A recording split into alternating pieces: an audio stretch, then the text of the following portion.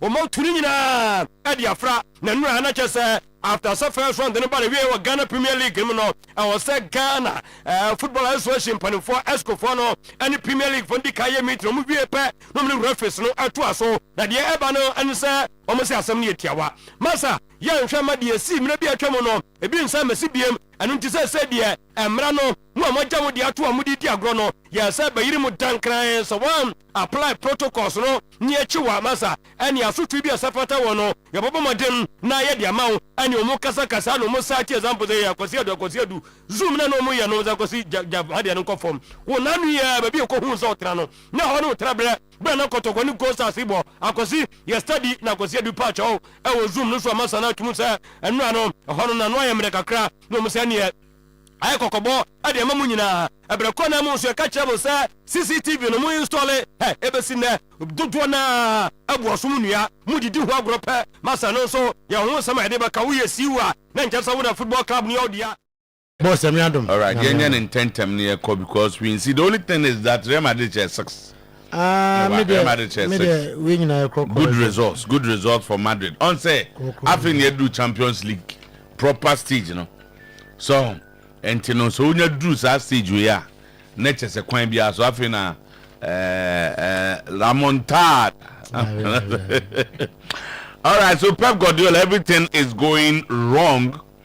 Bodo Glimt 3 versus Manchester City 1 in the Champions League, and Pep, as they say, panic buying. I don't know. So no, better to play. I think they need somebody to help Rodri. Yes. Midfield. Or look at the lineup. People who say, Omo fighting for them in the middle, no swati. And experiment also does. Arsenal's prize money from UEFA has exceeded 33 million. Is it euro or pound to date, thanks to their win of their 2.1 million over Inter Milan. Yeah, now from the stages normal bonus sika omonye fi UEFA 93 million euros to date. And round so 2.1 million euros. Oh, that's fine. Now we send him to play back. 93 million euros. It's good money. Mikel Arteta on whether young Arteta. One young Arteta. Tamana Ononobo Arsenal. To work out and we really would get into the kind Arsenal team. So say I don't know, maybe some minutes. You Rooney will get in. Okay. Also Rooney, obviously Rooney will get in. But whether to work out to be better than Bukayo Saka, it's an issue. And no crew soon say when Timmy and Kabomon Basna Medford Nina they are better than Arteta when he was playing. On to know some minutes of a point be a okay. So Fabio Capello on Marcus Ram, is he a top 10 striker? That's an exaggeration. He has potential, but he's a bit lazy. He needs to improve his shooting and his left foot. Okay. Since joining Man City, Pep Guardiola hasn't outspent the next closest manager by over 800 million after signing Mark Gueye. He has outspent. Yes. Ska was spending. I think since we take it over Manchester City. Ska was outspending. Ska was spending. Some other managers. You list now. 800 million. Nottingham Forest do not want to sell Elliot Anderson, and any shift could trigger heavy Premier League competition with United still interested. Very good player. Yes. Very good player. Elliot Anderson. No. Okay. Say Sikano. Bombs got 200 million. January. Mason Good will face an English club for the first time since leaving Manchester United. So Marseille and Liverpool. Where is the game? The game is in Marseille, Orange Valley. A big game. Difficult game. It's a big game. MP for Old Trafford and ranking member of Parliament Select Committee on Sports, Honorable we've been sending a call. Asefua it has started but it's gaining momentum. To Ghana, you cannot advertise any advertisement on alcoholic beverages is not allowed on TV until after 8 p.m. Yes. Honorable said it is affecting sports and then sponsorship. because you see, it's an issue that they have to look at. I've never been for it. Now, sports, you be in time. Baby, I know, son, you be in time. You're on right, time, you be. Okay, until you be no area. By 12 cry. But I won't mean can once I'm just about 8 because I'm go school and night. I think they have to look at it. They have to look at it. Into what I won't say, oh, a new organ or more. There's a Ghanaian company advertiser on DSTV in this Premier League matches near there. Okay, just imagine, say, I don't know how much the company will be paying, but our budget's not the backroom high to help. Of course. As you say, you were spending some on the Ghana Premier League. Any idea? And they have to look at it. Hey, but honorable, people are not advertising, no more advertising. It's not because of the 8 p.m. Tell your people to fix that brand well. The brand to fix it well. And interestingly, those who are in charge of football, no more we are born. They know all these things. And that's all minimum. You see, Mama for a moment say, or mom we are born, they are a bunch of ungrophobia. They know all this. They understand what is called brand equity. Yes. So I say, be a fan of brand, the brand, be omunim. Omom ye kotoko, omom ye hand scratch for, omom ye all of them. So the big question is, why are they not prioritizing that? Baby a born in ye. Baby a born, baby a diagron, and send baby in ye. What the 2 TV so in ye fe. Referee 4 are not giving credible judgment on the field. Just say be about the game. It's wrong. Everything. And untina obi osika obeka se ene enwuma no obi na obeso de sika beko akosha adie mu a what defect so they should fix it.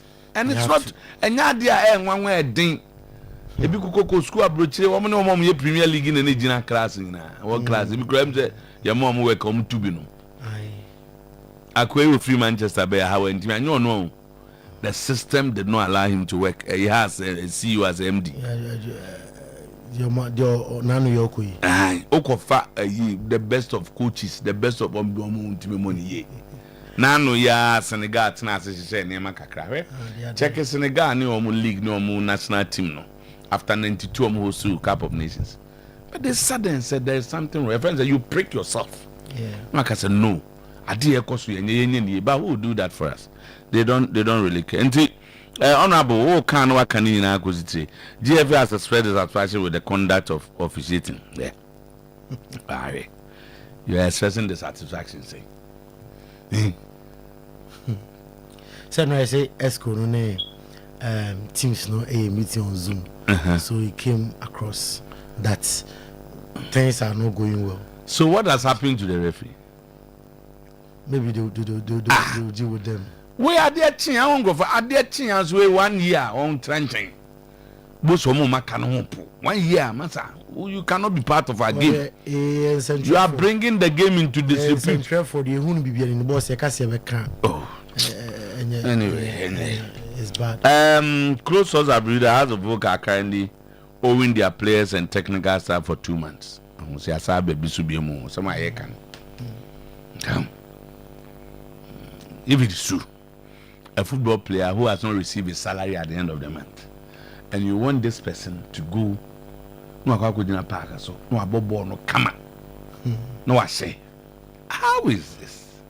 But what are we doing to ourselves? Hey, okay. Kotoko, I'm happy with the attitude of Emmanuel Entry. There's a headline in there.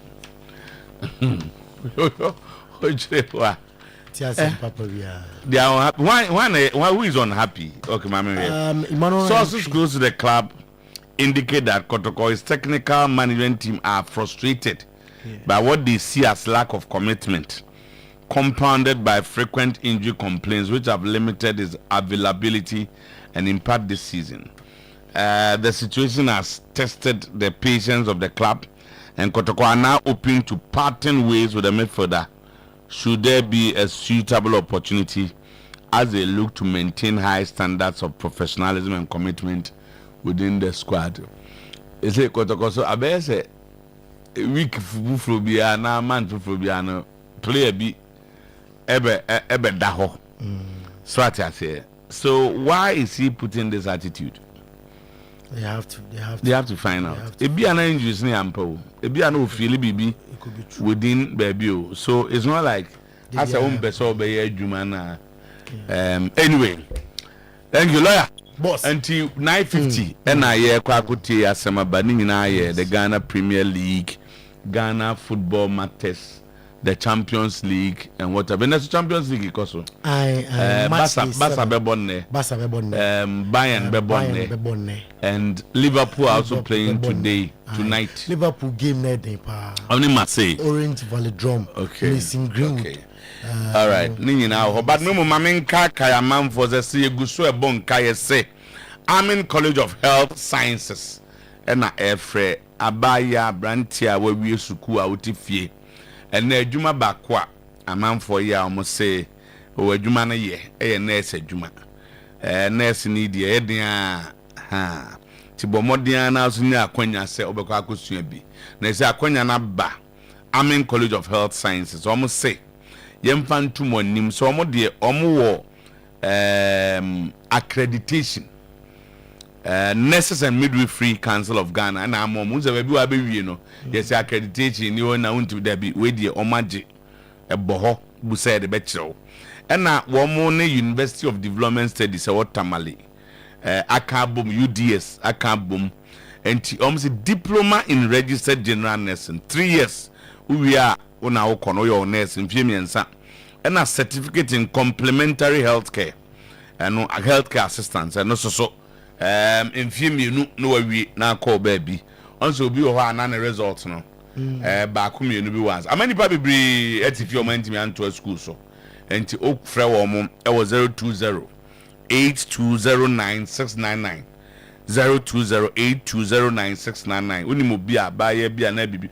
mo so bu a wo so oboa no get bi how we school no tifi oni boafo enam sent no you must have scholarship so ba ne here results no na se wade suan na ekọ animu a you be ma have scholarship na as fees no obetuamu pampe your hostel facilities ho be bia o sorry a obeda na wadware awi akosua wade na aba wasa aba beda e wo nti ba bia ofri bia chichi ne bencheye Amin College of Health Sciences ena egusu efenum aban fa enwum ye form ya RGN no yes a kire kasa se de be bia nurse ni obeso ko Dubai bia na obeso ko France na obeso ko Cote d'Ivoire ne ko ye adwuma ye kire French obeso sua Arabic so ye kire oni nyina bi ho na ye nkrofo ne de dodo no mu yesu ko ye pa adwuma mo ye aban so fa bi kama na no nso bi eso mko na di first nurse for school ni nyina de agigi din bebre na na de da from Thanos so kumase Thanos so na ye wo mamin sie number no so 0208209699 0208209699 na nkoloya tiempa sise so na ye nko na ye hwede ye kwa akosie okay nti boss player medase no pay emeresa so ye kunko funkro so na ensemwa edi adencheche someone pay e bumfumpa on confon crossrom ya de honsem ato anim ene anopen sem na de e dos papa na mom de dise fata se ohwe na utie ena yede esum wo kitikiti mampole bi ena ewoma akansuo yanom akanwono pa ya to eboase ye confirm mununu nyina ama ena no pay live on Oyerepa TV, live on Oyerepa 100.7 FM. Our social so Oyerepa Radio, Oyerepa TV Ghana, and no on social media.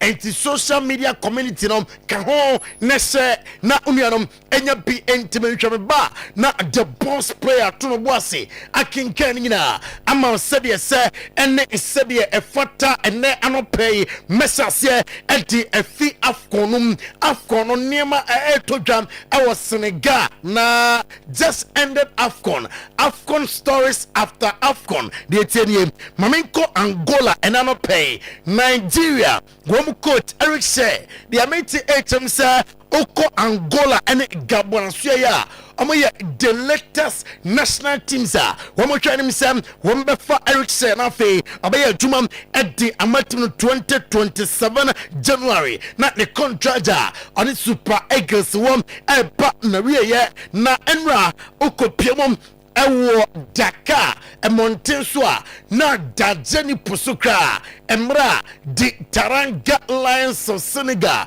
and president and Omushai Omomusika Metu Sikanity Acho and Anna Painty ya the video number to some nafe ya enjoy welcoming the Lions Yosu Ndo electrify the palace Emra Omkoko duye na enyom to ekosonia the video nom ya batom Oyerepa TV no sunafe ya enjoy bi Kalidu Koulibaly onom ana air captain at the Emma de Taranga Lions of Senegal or say ultimate single out one player and Kasane toughest player on Nisia ewo AFCON nie namum obia on Nisia na man toughest day Oma Mamouche eka ho and watching Oko Basiru Diamai Fai na suya or the gratitude message akoma Morocco minum or say I express my deepest thanks and great gratitude to the brotherly people of Kingdom of Morocco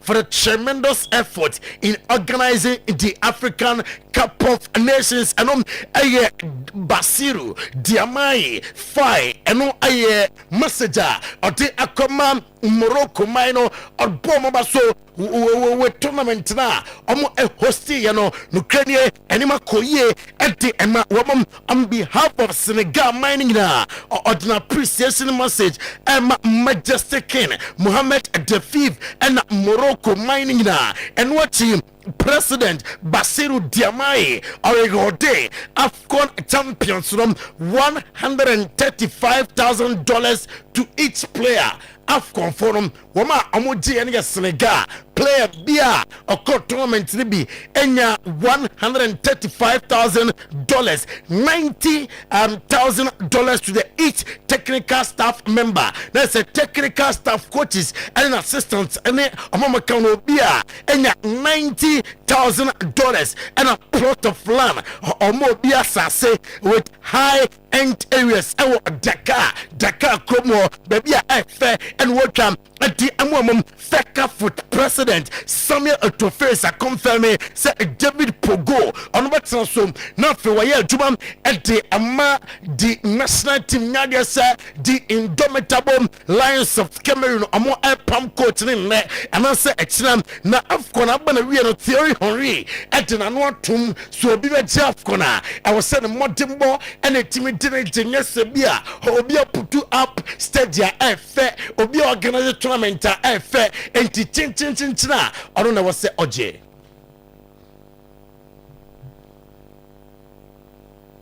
Great job in terms of the infrastructure, the stadium, the hotels were excellent. Now we go to the final. What you saw, the reaction of the team of Senegal wanting to leave the field was wrong. That's not the image that you want to give, not only for African football, for any football. You don't want to do that. Do I understand the frustration of how it happened in the final and what happened just before and then the penalty and whatever it is? This is what I'm talking about. They thought in their eyes that that was a goal scored by Ismail Assar, and then after the penalty goes obviously on Brahim Diaz. So what I'm trying to say right now is that happened in a very quick moment, okay? Very, very, very quick. Some of the guys, obviously you can see the coach was like, we need to go inside. Sadio Mane called them back. Brahim Diaz obviously misses it, trying to do a Panenka. Then we all know that Senegal goes on to win it with Pape Gueye. But what I'm trying to say is that's not what you want to see. You can see the goal of Pape Gueye now, what a finish, and Senegal. And obviously it's nice to see Sadio Mane winning it and finishing with an AFCON trophy when he said he was going to stop. But I want to go back to a point here, which is very important for me. I'm gonna go back because I want to say it again. You don't want to see that. You don't want to see a team leaving the field. Do I understand the frustration? Yes. The way they went about it? No. And for me, that's not going to define how the tournament was. Only thing that I would say though, watching the AFCON for a very long time, the referees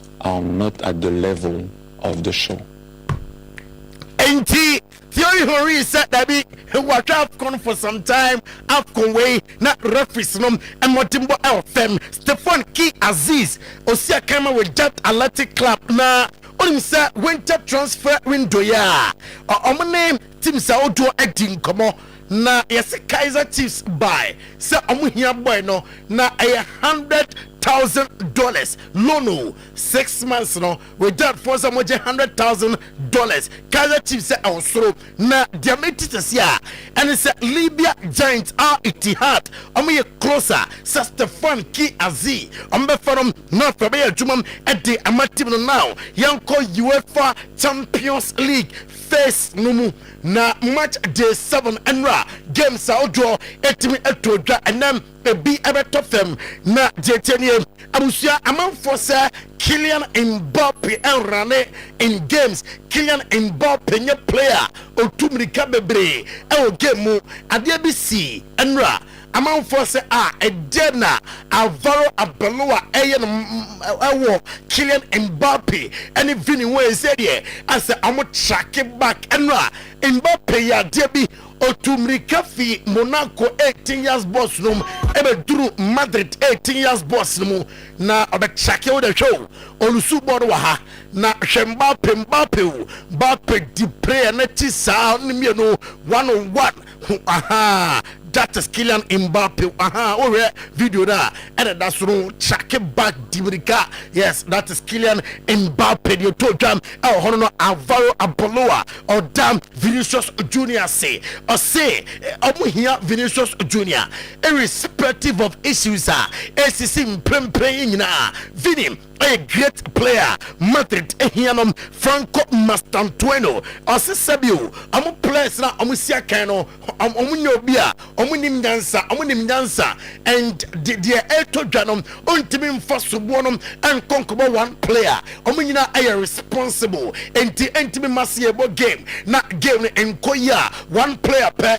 and I was singled out Nafe, or Supanum, and here Simam, a few Eltoja, and then I'm play Madrid 6, Monaco 1, Alvaro Arbeloa, or in some to jam Emra or real game no. I think what I said all week is exactly what we saw today. When the Bernabeu is with Vinny, he is unstoppable. When he's happy, he's the most decisive and unbalancing player there is. And if we want to fight for all the titles, we need Vinicius. I'm extremely happy for him because he deserves it. He deserves the embrace from his teammates. He deserves the ovation from the Bernabeu. And I think that hug he gave me was really for all the Madrid fans. It wasn't so much a hug for the coach, but for all the people who Bellingham after a game, Unimisa Onyago in a game, and also discuss the pressure for playing for Madrid. I'll say fans can say what they want. I know I am smart or to finally win with a lot of conviction. I mean, we did it a couple of games ago against Betis, but felt different today. Felt like we controlled the game, played with the right intensity from the start. So that was really important, obviously, to put us in a better position in the top 8. It's really nice. And yeah, an all-round very complete game from the team. So yeah, really pleased. I've always said, you know, the fans pay their money, work all week, and save up to come to Real Madrid games to support us. So they're entitled to say what they want. I don't think it's always very helpful for the team or for individuals. Speaking from experience now, I know it's not the nicest thing in the world. But of course, you know, they're entitled to their opinion, and the way we have to react is like the way we've reacted. Beppe Begomi, to just say Inter. A very good side. Remember, among the strongest side, Arsenal, and the strongest team Cecia, and Europe, Ceciano, onim team Bia, or better him at no compare Arsenal, me from the mini invincibles Federico Di Marco, say, and Ra, Adia, not team Elake, and it's a chances now, not Ebanom, I'm a team better me at Twatna, and Ra, and no end to me, not Jobeka, and it's Arsenal, a strong team top of the Premier League, top of the Champions League now. Amusho Bia, Amukuta, one of the best squad. And what we are saying now, Arsenal prize money from UEFA Champions League, ICD 93 million euros to Enra. Game so Amurine Yadom Sika Samba on himself for participation on 18.6 million euros na value pillar 37 million euros and a performance points placement and a bonuses 37.6 million euros. Yada won some to anime and nano play Mikel Arteta and Central for Ebusane say the young Mikel Arteta na usia kaino and after Theo Walcott when Rooney nka mpempei Arsenal team no mubanyama urana and on say on timinche for ono young Arteta and Theo Walcott there they'll get some minutes na when Rooney there and team ya Arsenal way and Koberum Mikel Merino at the two match after match I'm winning against Inter traveling fans I'm doing say na Jobeka and say the next Manchester United from Eneco I'm prepare for Manchester United game no Fabio Capello on Marcus Thuram and I say he's a top striker exaggerations in Dubabia Yana Edoso our potential no as we are quadra kaka I was so try to improve it I want shooting I want left foot and then Fabio Capello at the Atudra Christian Kivu at the Atudra Sam Ukrainian enough of complaining about every 3 days yes yeah kind of no credit say and na Arsenal and I had a better side how much me eating could me Alan Haaland ne Manchester City and there massa a sheer party but don't claims as from a camion sa one team back home and no say no Kenya I must take the responsibility as a players not no Kenya they could have done better I'm done a day and now them number they wake up and Alan Haaland Pep Guardiola or sit in Ukraine I was a dynamic in a change for the next game now Ukraine team no and who you know and Motimbono J now I was them and yes my Pep and ya tuja ya tibi Emma was bia is going wrong our city team no I say Cristiano I fragile Pep Guardiola. Of course we lost everything started to since the new year against many things and I know how good a team they are. I don't underestimate them just for the fact is maybe not much I know but the semi-final last season Europa League and they were fresh in mind and we arrived in some departments we got important players and Thomas Frank etin kunim our Borussia Dortmund so ekamienwa Dortmund anti Thomas Frank ade atudwa se enra Motima boys ne de no I was say etro so ni kwan say aye no kono fe kono so na adum da bi asoi I was say jina so Roberto Di Zerbi on Liverpool and ebo and I say on prepare game to say Liverpool dereda wa prepare Liverpool game ni ye pa or your manager pay attention to details and why want you ahead of gamer and then ebetime atojo se the focus nina and say ababua na Olympic drama say etime akoranim and a slot say are you happy and we please Mohamed Salah Gali are you back into Liverpool team no. No, I didn't travel with us because of family matters, and I would leave it with that. And I will speak to him tomorrow. To speak to him, I will speak to him tomorrow again. But he not traveled with us, so and that's because of family matters. And I would leave it with that. And with Mo, I'm really happy and pleased that he's back because in his absence, I think we've done quite okay in terms of hardly conceding any chance. We started to create. Liam Rosina or say against Puffers a gamer supporters expected match at the efficiency boys no so they have to deliver and yes ma uranum at the Atuja Mosala na nim ye serious Liverpool training ground so Diego Pablo Simeone I say against Galatasaray a very difficult game. Rafinha I'll say the most important player our Barca Hans Flick Vincent Kompany say a 20 year nyanya cheswa opesa winning all games now Fafi or GBBA transfer news kakra Manchester United are submitting official bid at the accord Sir Ruben Neves MFA Heladmra MSC Akan and for Emma Timnum and what Inter and so I consider Sir Emiliano Martinez among some Ebetime Akano Aston Villa and come up with Jean-Philippe Mateta akona nimi yepa Bayer Edin Zeko or you closer so abeko second division German side Shaka 04 Rakosia Kain and your reporter Yanseka Ayas accept the availability of Manuel Ugarte Omra MSC Kain and when we are set Bayern Munich and you likely say Ombeya Nicholas Jackson Dino permanent Elliot Anderson Nottingham Forest Homo Anton Abrantero winter transfer window Adimola Lukman are returning to Atlanta after the AFCON 2025. So you just saw and then play on Oyerepa TV on Oyerepa 100.7 FM. Now you're in Kofunko soon 70 now. As you have boss player Sometymer Otuo-Acheampong and in the team no a day Daka Etwas Nemum Kaye Simaka Krabi na ye doctor na says see I'll be out to nom ABA software one fair yenya udeni uye way wa ma enka yaninu kefra sansa me say south na ho am the second kan from 70 to 80 years guess when in fra na onuma drone fo tirinum na eyen tirinum adwuma masa eno na natural ni no to beti wine yam fa second bia nka woni nsu fra unya 100 years kra panya kra betima ko ABA Herbal Clinic Dr. Natrasi enti mamene sofo ahofe sofo rasta enim komo doc akwaba jemu baba se bibia e fine anopai so wiase nyina Sometymer Ghana bibia tai din obitiu beda sinana na meda ahwefo ne atiefo nyina ase babia fidi kesie koduru bia ntia kesie firi ABA Herbal Clinic asoye edibro bibiala na mekoso asre ewiase asase su nyina edomo atwa asase mu ahye nyina ahye obi entu mirika na omura ABA Herbal Clinic wodi baby biala beti se Herbal Clinic no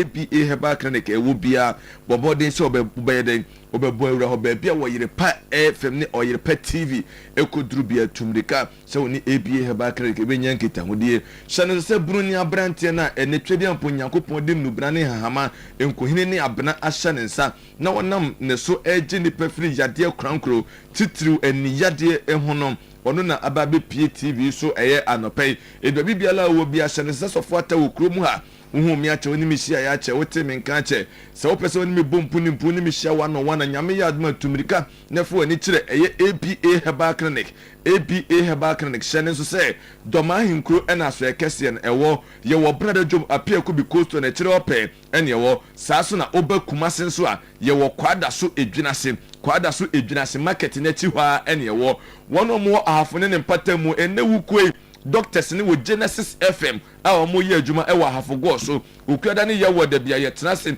e wo Genesis FM afogo so sa enso na wono mo baabie ni ne mpatamu no se hwifo ni nyina enhia me wo baabie ni adehye FM premises hwa e ho na mebutu ameye den medi medjuma baby biala wo wotimi nka baby biala wo awutie me say yo maame say yo papa wo yonko wunua bi na say bi kafra che nani so aye ne wisiwisi yade bi aye ne krankro wode achinchin a wonya anu aduro tumirika ne kanfo ABA Herbal Clinic efama no osofo abrante osofo 3 days osofo rasta brunia brante na enetwedi aponyankopon nam ne so ama wonna ye dikrom se womani hunade omani entini mwatete pressure afo omani so omu hunade biom enne omu hunade omu di adanse no wonna nanya kitawdie no oma etene nka agi womani aboso ene omu di adanse omu nompem yi omu ya omu moje mu yade agi mu afa ni pedua na nkasa ese efon aye ketekete eburu adwene ne entiase so na me se enra da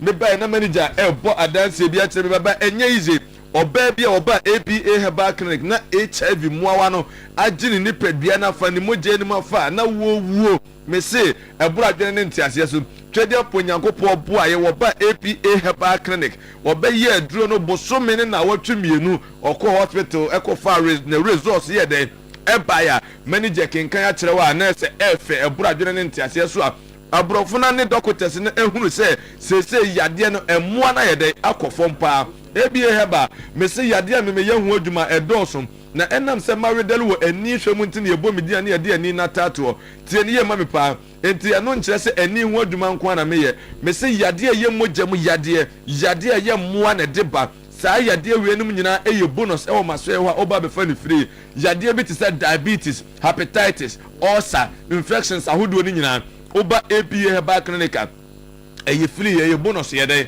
e wa se ho a oba be fa ne kwa ekọ enkonsa nye den emma saa so na mo diabetes, hypertension, stroke akamato fom ni nyina eno so ye bonus ye den e wa se ho ABA Herbal enam se me de kwa ye bretom abafie ne nubrane hama enkohine ni abana na me di medjuma ntino eduro ne me de mo wada na be sase na de na eduro ne sase na djuma aburo so 3 days uhun sesaye achekura 2 weeks so de dance ya be dey ebeba edobi biala awowo emu obi ntumfuturo mu wani mu obi na ada mentra sen kase eduro nya de enho de bia me kamese nya bene ne asa wa bena te eduro kan yalefo ma ne nso ne nyina woni hu dance ne ehu se wo ye de ukura eduro enu nti ne yesi abunufo wonduro no nya abunufo ne wonduro enu kuredie no omo ye de omo di enu omo di abibiduro eso na ye de edi wonjuma ABA Herbal mesima ba santema mu ase me beje bibiduro so na mani pehunu se tumi ni ahoɔden ne nubrane ya hama mu na ye de ewo twedi apo nyankopo wonim se yade bata nipadua ho enti no wade aba ne ma ye se ye nini afa ha no nye de ensa yade edo bibiala awowo yade bia ye okrankro ye declare se wo enye ye biem a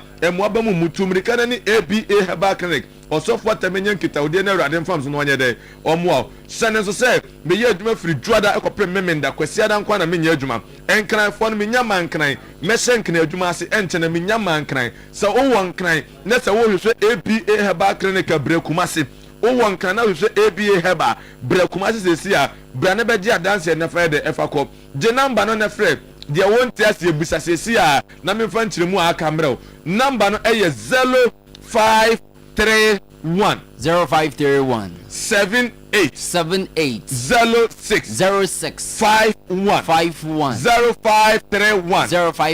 78 06 51 and a 0541 56 51 99 0541 56 51 99 voda no eye 0502 81 21 61 0502 81 21 61 APA Herbal ye numbers ye didi ye njuma no osu betimi afena de wonti ase no ye de wabisa ena me sha ase free glaucoma na eso because glaucoma ne hu complain bebre na ye de eba dodo na academy dodo na ntimi mpie dodo na o mabamabu dodo na ne suan no mo ye de omusu ne nyina se glaucoma na kwase broni se ano nye de eni aduro ABA Herbal da bia me ma wunya ho nti ase ema wunkyeremu ma waresemu hunu se glaucoma no twedi ampo nyankopo wodi aduro ye de ewo ho yade bia ne ho ewa asase su ano nye de eni aduro twedi ampo nyankopo onim se yade bata nipadua no nti no de aba ne ye de emae eti yade du ho na wunya nyanu adura memu aba mu hwehwe de owo aduro na kɔ ne nkyɛn no onye de onkyerɛw de dika me se kwan be na glaucoma na efa so ye de eba doctors ni ma yenya nkyeremu nyante ase se eye ntine na da ye tirenim na sa entine no ene ma yani ni ya adwene nya nkitahodie sa entine no pressure eba so a ene kofa sa yade glaucoma na ye de edeba yenyina yenim se ne yade ahoduro ndododo ne ani so ne yade de yede gutie ne ye pa na yade ne wotire ne be de wahorani ne so na wasoso ma na kotire ne makoye mu adwuma eno na aya kwasibroni menteme ho ase wo se yaduro ni ho enti wa ma wo se press se ubetimi akenkan ubetimi anante kakra enye se kosa o yade ani ni duma mfaso bi anya de ema so eno na ABA Herbal osofo abrante metena se adwene ehunu se yentire na pressure abaso de a ene nipadua ne nso ye mogya ne nsuo na edi afurusane ne nyina ebeko beba entire mu na ye de enam ezatimatie bi ana pressure bi ba entire ne so de a ewo se wunya adu betimi ye entire ne mu ye de adwuma de mama so ya memfa duro mu ani so men short pen ma ye operation no rentina da bia me de kane ya shade ya mfato ho de kirew se kane ya shade se fi ana esumba ma ya pepam nya dai ya bepa ho kane ya shade ni se fi ana esumbam na de ade bonso na bepa shade ni ho still se fi na esum na dai ewum ba wo de ade bonso na bepa shade ni insider oso e bright na e shren se da bia me kasa tura ne se ye nso kane ya mfentim passe ana kodo ase sika ne ade aso na shren amobia no ne padua ne kane ya ene ani etimatthew se ntanase ma woni tenye se padua ne nyamfa so bia nyede efri so wo wonti na twede aponyankopɔ de APA Herbal Clinic osofo rasta free bunu abepi oman mu na wonna me so age wo afri oni fra yade eti se ye glaucoma bomode na de ebra ewo na wutiri pile wuti fatimi dwa se ewo na ko ewo na aba obi wo na sum eni wu se de nikanika de no obi apampam tutu na afri kro timi fa ntuni tim no yede wonunum tumirika na ni APA Herbal Clinic enyan kitahudie na Awurade fam so na onye de omwa wo de ne ye cataract ete da bia meka me se eten ye omo ahudo mienu ye wodi epie aninim ne wodi epie anine so e bia wako hospital doctor se eye ete na epie waninim ewo akiri wo ye ho hwenya de enye e bia heba so obo maso na me hwehwe mu ma me hunu se eye ete na epie waninim a memu adura ma de ko fredi ane de e ba be yi ete no epie anine so na na ne afi so ama ani na ye de ate saa so na ete no esi wanine so ene wani batuntum ye huna mama efita na agi wanine so ayede afa wosumemu wadura ma de afrabia ne de eba be na ne ete no ewa abranye de yenye operation ebia wa ntem nkantem wanine yakwa ne operation ne yade na sa ayede ababiem tienie de bia me se yade no ye ni yade so nya ni yade eye tirim yade panimfo se ani bo ekotire enti wanine bonkum kan enti na nifa so ayede aka na yade no wotire nim se wanya do be yetire no aduma bibia no abe na mana ayede ayeye eno na ABA heba makika nubra ne hama enkohini ni abna bom aye na dusanse be jiko fredi anede edi ekwa enkonsa anye de emma eti wutie me na wani ni yakwa ne operation yade na sa babiem a wusu tumirika na ede ebra tieniye pa me se doma hinkro na so ekese ne wo ye wo brele jom apia ku bi coast na kire ope ene wo kumasi mi wo kwada so edwinase market na tina mi wo okọ ahafo go so ene wuku ene ya wada wo kina doctors ni wo Genesis F mo ye adwuma efiada bia bia ni adehye FM premises wa ebere na ye be ye sore so no bra kwako de aka to so na eja watu na mo no aba na ya fa course no ntifrese ene tumirika na ye de ebra adi tumika na bra ABA Herbal Clinic oba ye nhihye ye ketewa bi obetwa card 50 Ghana cedis oba ye be screen o ye be check your vitals so sugar or hypertension no o pressure na ye check weight ni nyina de amount ye hwe de ekoso wo nipadwe na afi ye de ho aduro aka no na no so for ata so oba be boa nipa charge bi o de be ma obi a o se chemu miensa to emu baako ano kwa ye duro no ho charge no de ma na de nti o ye ne sa ne se opese hu aduro na ho den se de esi fatie na afi fa koya ahoboa efa bra nti o ma o charge na wa chemu miensa na wetu emu baako na wa je aduro ni bi akọ na wo se de na ho den tie na de aya ahoboa e de aba nti yes sorry to the numbers na friend 0541 565199 0541 565199 and that's 0531 780 651 0531 780 651 and that's 050 281 2161 050 281 2161 now the ABA Herbal Clinic atwetwe enkomo enfa so trim se wodi ani esunsumu yade se yesunsumu se ye honam tumirika na bra na awurade mfam so no mo amede me se woda se ho ayede atọ se yesunsumu ye honam media bibiduro ebetu yade na se ama ho ayede atọ nti tumirika na bra na twedi apo nyankopon ne nsanye ti ase anyede enso oje ABA Herbal waje me so se wonyame nsa yede ewom ba bia wo bia bomode na bra na awurade mfam so na yare sane fa hodie enya wode. Right, Doc. Papa, we be fine. So for us, Braku. Braku dance why gentle. We say umpon once MB. And all right, you see, hoye eye specialist assembly can you? ABA Herbal Clinic. Bomodia, na very fast. Omo mako hodia dance here. Solo. Then go down to be say so at they say wo kwa hino no. Do man anka na say no kumase na utati kumase okay ebia akra de emi bomb person okay na ma solo nka bra kwaku hu ya say ana bibia na okay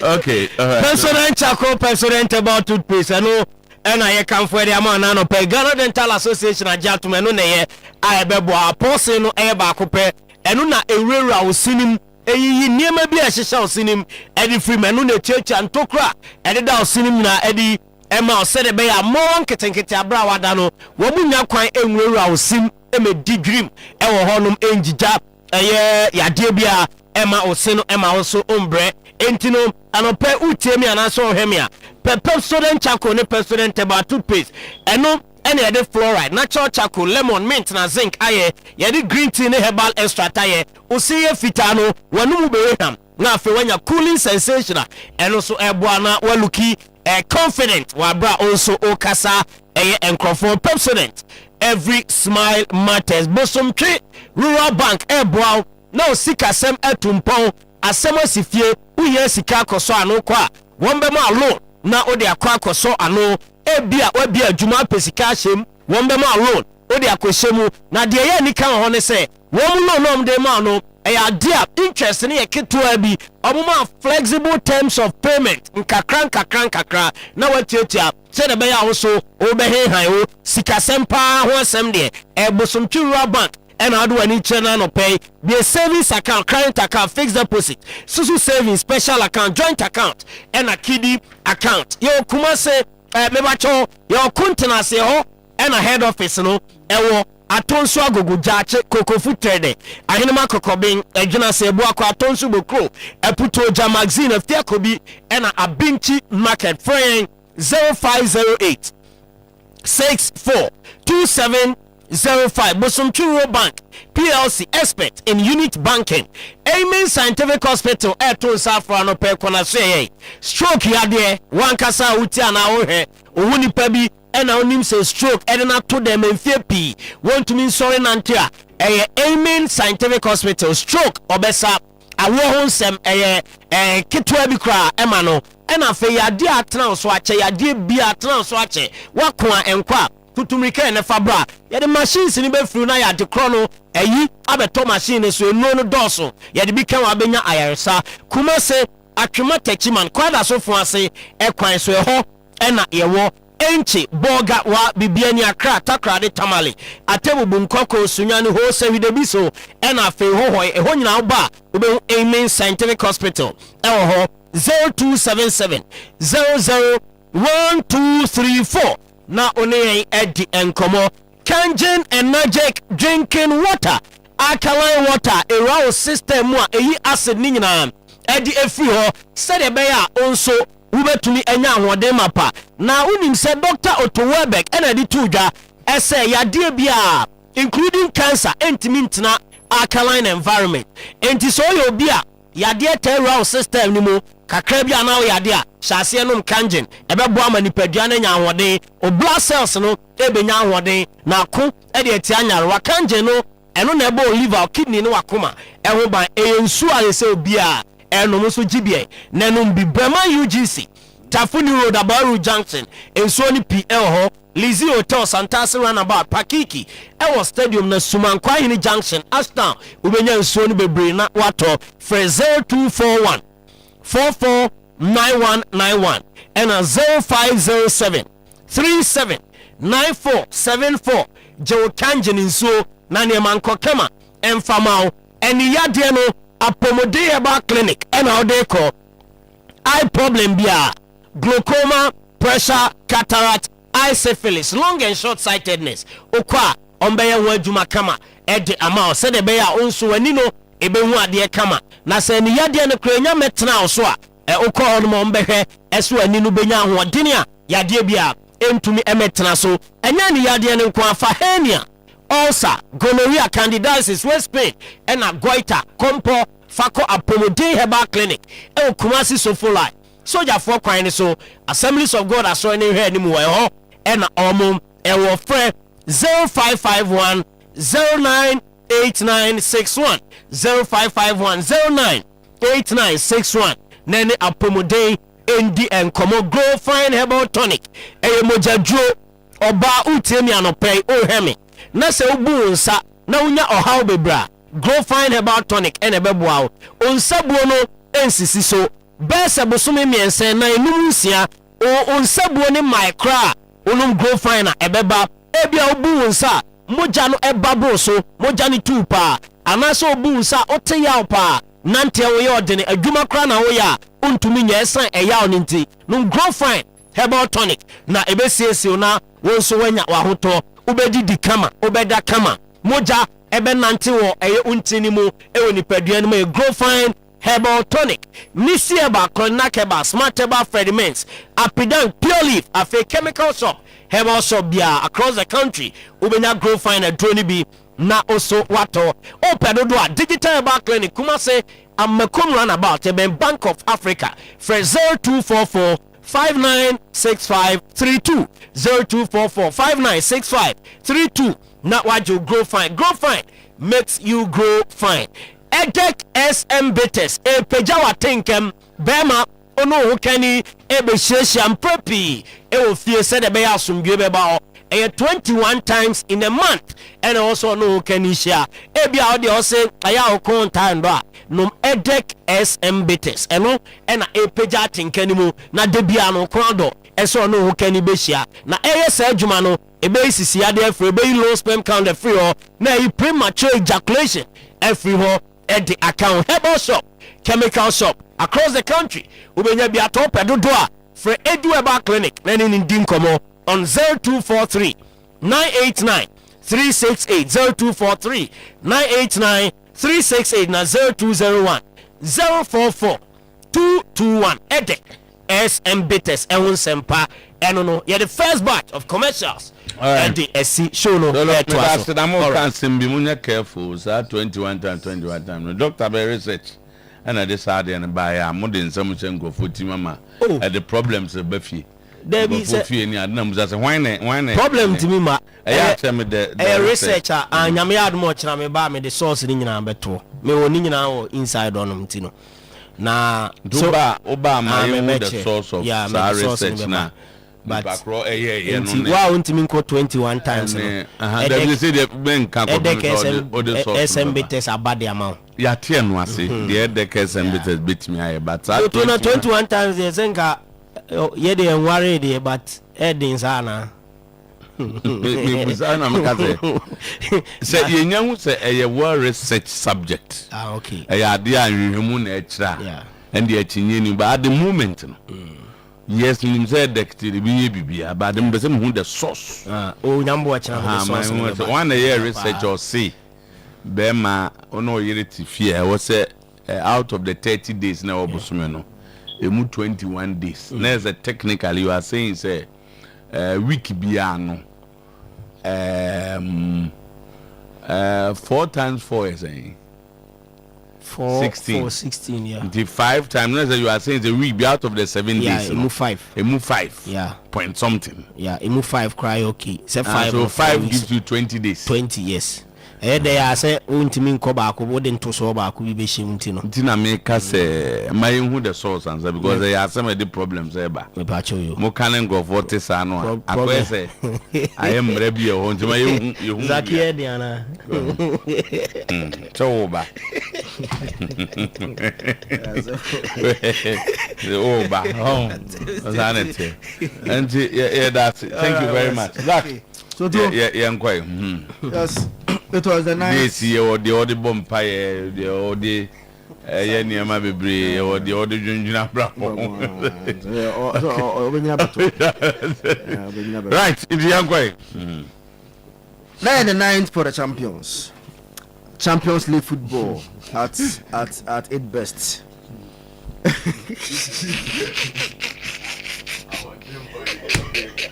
As we do it with man can have it was trying to say I say you were almost more than one to say your religion ni tradition ni a man quite to almost was our research the research you capture any money I'm busy me one ebi ono no e was me the bit mama ono no de no say unso no okwa enti they say mo se ba ko bi aye 5 enti no man no aye radio mo si solo se 5 and don't 25 5 no okay tina make us say one dey make me meet the research man I don't know the problem about you who the methodology near who the sampling site you who baby or conduct is our research no or something be na oye no baby or age crowd the age brackets or more only di man but me come sure say the sexual activeness of a 25-30-year-old person any 60-year-old baby titani men na o metri mu tna nya sa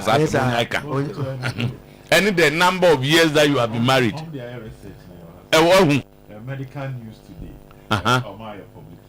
on the saying this was in November 2020 November 22nd 2023 to Omoya research na conclusion na to my main farmer there be na conclusion research the me afu mo ko afu no oye no within which setting and so here okay because only by adwene say them on na yere to our 65 years and it will be our worry for We are 28 years old. Or any man in your So research almost started in 2004.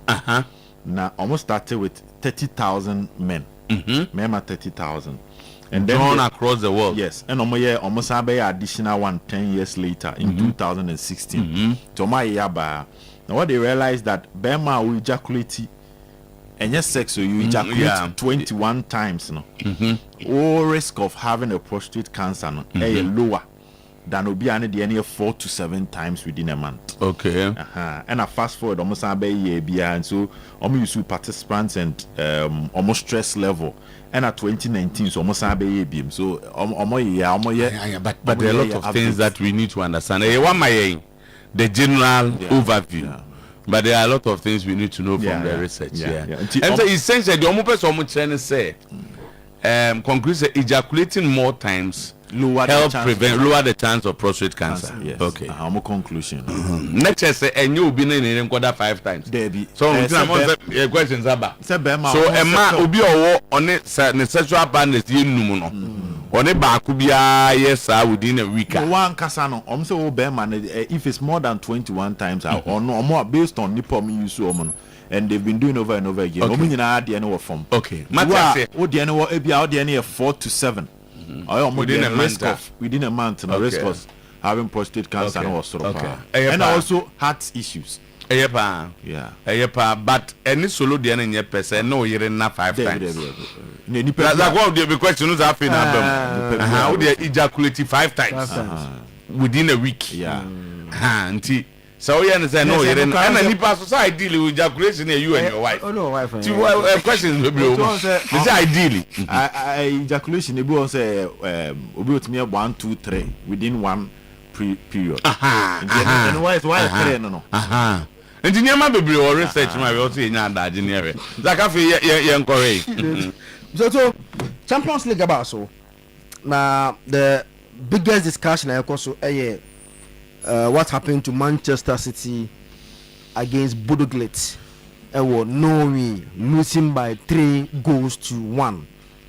Nam so bon mame diagram the man. Only say from January 2015 to now.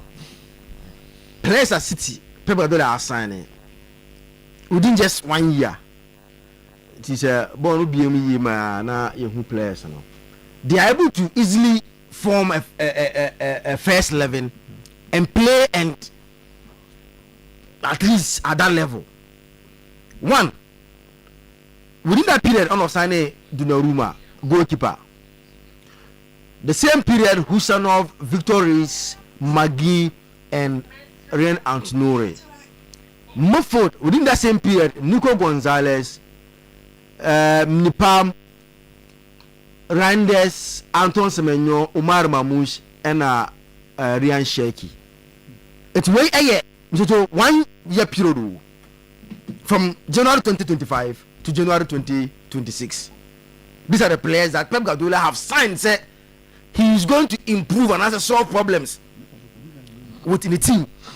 But still now, there is problem. Now, people are asking questions. Say, Stones, no. At that time, say the over reliance on him, no. As well for man. When you say prior, no. Recently, I was a more run of win, and I'm back in the Premier League race. Rodri. Oba back no. Games that he has started, no problem about him. Not only one of them, they were winning. I've said it. One more. This is about say we have unim. My point is if you have watched Manchester City carefully, somebody should now partner Rodri. And yet Rodri no one problem. Look at the setup. Oba typical midfielder, central midfielder back now odi omo maka no egu animu hwe opa he o line up ya we o de he omo audi om di metu ai na read their positions entire no obo ne say um say the defenders no there are few issues there no about Rodri nkwa then the others will be pushed forward. Yes.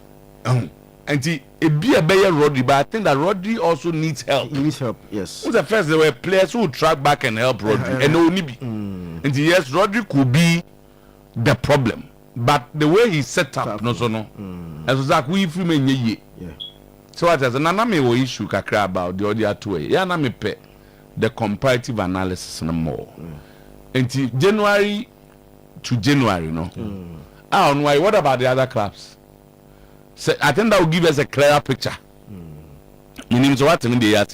You go for no one be see ya. So on what was it? Saying 11. But I'll be checking. Now at the day 8, 9, 7, 8, 9. No, I'm saying that to say that because no. Oh, compare is not faring badly. Champions League can within qualification in the league is second. He is in the FA Cup. He is in. Joe try on a cast what 2 week car. But I'm saying that. Where are you no more Makaswato saying? Oh, almost be brave because over teams now within that period, January to January. Opeke, offense saying Liverpool on body last year you want to be what I say from the summer to January. I'm here one signing pay. It's from January to now. And you just somewhere quote unquote on the place, you know. And when I Liverpool to a 6. The only do 6, no business, 7 do 6. Vets 1 year, no. Eketike, Frimpong, Isaac. Almost defender from Kekes, and that defender from Italy, no. And I will call 8 and 7 or it will be a Toby. But I check will be at the number. No, the difference between way and Liverpool then say Liverpool did not sign in the summer. Oh, so why 1 year? And January. So we are limiting ourselves to 1 year. So I am more because I say or the question from previous 1 year now 1 year signing. But if you are now Ebia Arsenal only compete within that period, no one Arsenal signing. Ubenya Jokeres, Ubenya Zumendi, Ubenya Mosquera, Incapi, yes, Eze, and as a Kepa, Madueki 7. That is the order of the day now. It's who confirm to look past and now go back 7. No, but you see. No, but the point is that yes. The button is everybody is signing. But also need another also 11 and 7 years. Sitting in class said trust James Trustford. Yes, and also count point here. I got 12. Me fan count. I got 12. Another question. As a baraga bomb there. Trustford so. I say Obama. So, eti. So. Who might just have any? Oh. Over here for now. But I can't let you 12. Yeah, 8 the winner. Auto whole new team. 8 the winner. Whole new team. But 8 no. The entire will be up. No, you see. Now the City problem in the same too. What is OBITS and say once City were dominant, no. They virtually had the best players at every position that they on virtually. Say any 11 in here, but I need be about say be 8 or 9 there. That league, that time, those profile, no be any be. So, it's Ubashe, no more Walker, virtually the best in the league. There are Stones and Diaz, whom at that time, say, also in see at least they were at par with any centre back in the Premier League then. Then De Bruyne, Ike Gundogan, so these guys, were at least the best in their position that normal ball. Riyad Mahrez was virtually the best that winger player. He was the best in the league. They were dominant in terms of profile of players and all. But have you watched the lineup recently? Why are you careful? A D City, yes. But players are mobile and there. Pep Guardiola is your what the normal call team BMO or BLB? And I say even better than just of their profile. So they are struggling, and that is the basic problem that Pep is facing. Say now players now almost urban. So look at here the two skin you see. Sign is here, the two is here. If you want them to do why I was saying those guys are just be a Liverpool, Arsenal, now competing in terms of profile no more. Yes, he is making the signings, but he said the standard of the player that he used to sign previously, and now I'm saying to also drop kakra in terms of profile now on the eba. Yes, I understand Pep frustration, but that is life. So you are saying there.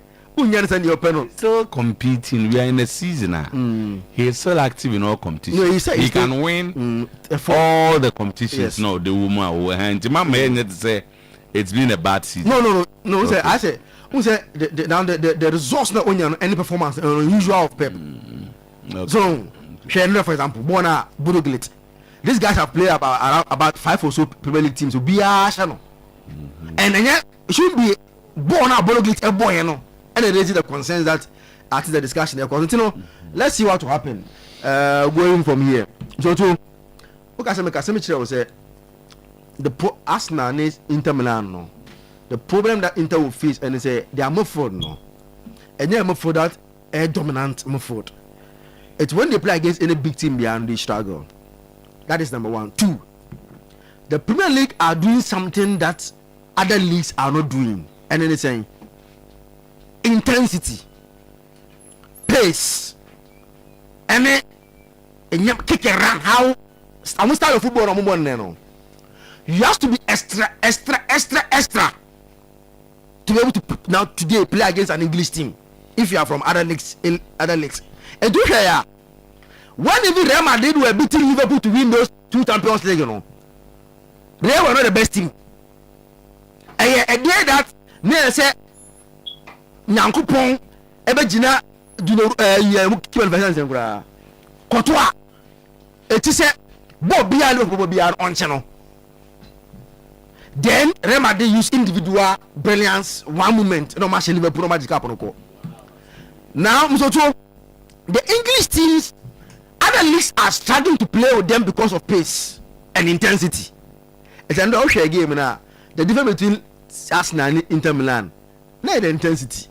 The intensity and how they press Inter needs to press Arsenal and run like the way Arsenal were running. And one a difference now between Inter and Arsenal. And again, all the leagues are struggling against these English teams. Oh, PSG need Tottenham. Yes, I'm say Tottenham. I saw how Tottenham played PSG. So before you can able to play English teams and beat them, if you are from other leagues, your team must be exceptionally good to withstand the pace and the intensity of the English teams. And then Arsenal could afford to rest players. Now that's the difference with the Arsenal team. Or say Gabriel Trentino Joahome, or say Rice Joahome, Jokeres Joahome, Way Joahome, but still and team next started were able to beat Inter Milan. Time and all day, Gabriel Mubom normally 2-1. So today where Arsenal are. That's 7 out of 7. Liverpool will be last season, though at this stage and capturing the Champions League. The real test after this stage, but I think it's a good team for Arsenal. Right. First in the Premier League, first in the Champions League. I think everything is good.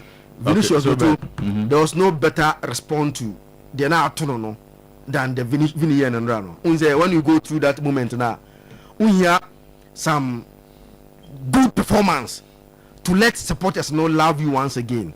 And I think Sandra Vinny had that moment now. Red fans channel they will forgive him for all his sins because I born a Vinny born on Rano. Obobi Achepa in Real Madrid JC. It's a good win for Real Madrid and a very good start for Abalua. That's it, Uncle Obed. So the Champions League is getting interesting. Now, as you say, you can't afford to drop a point, baby. You say, we ask now money, I don't know, more trade, the more Kenya and a Jabu Muchip. Nina say, good difference, baby, Mr.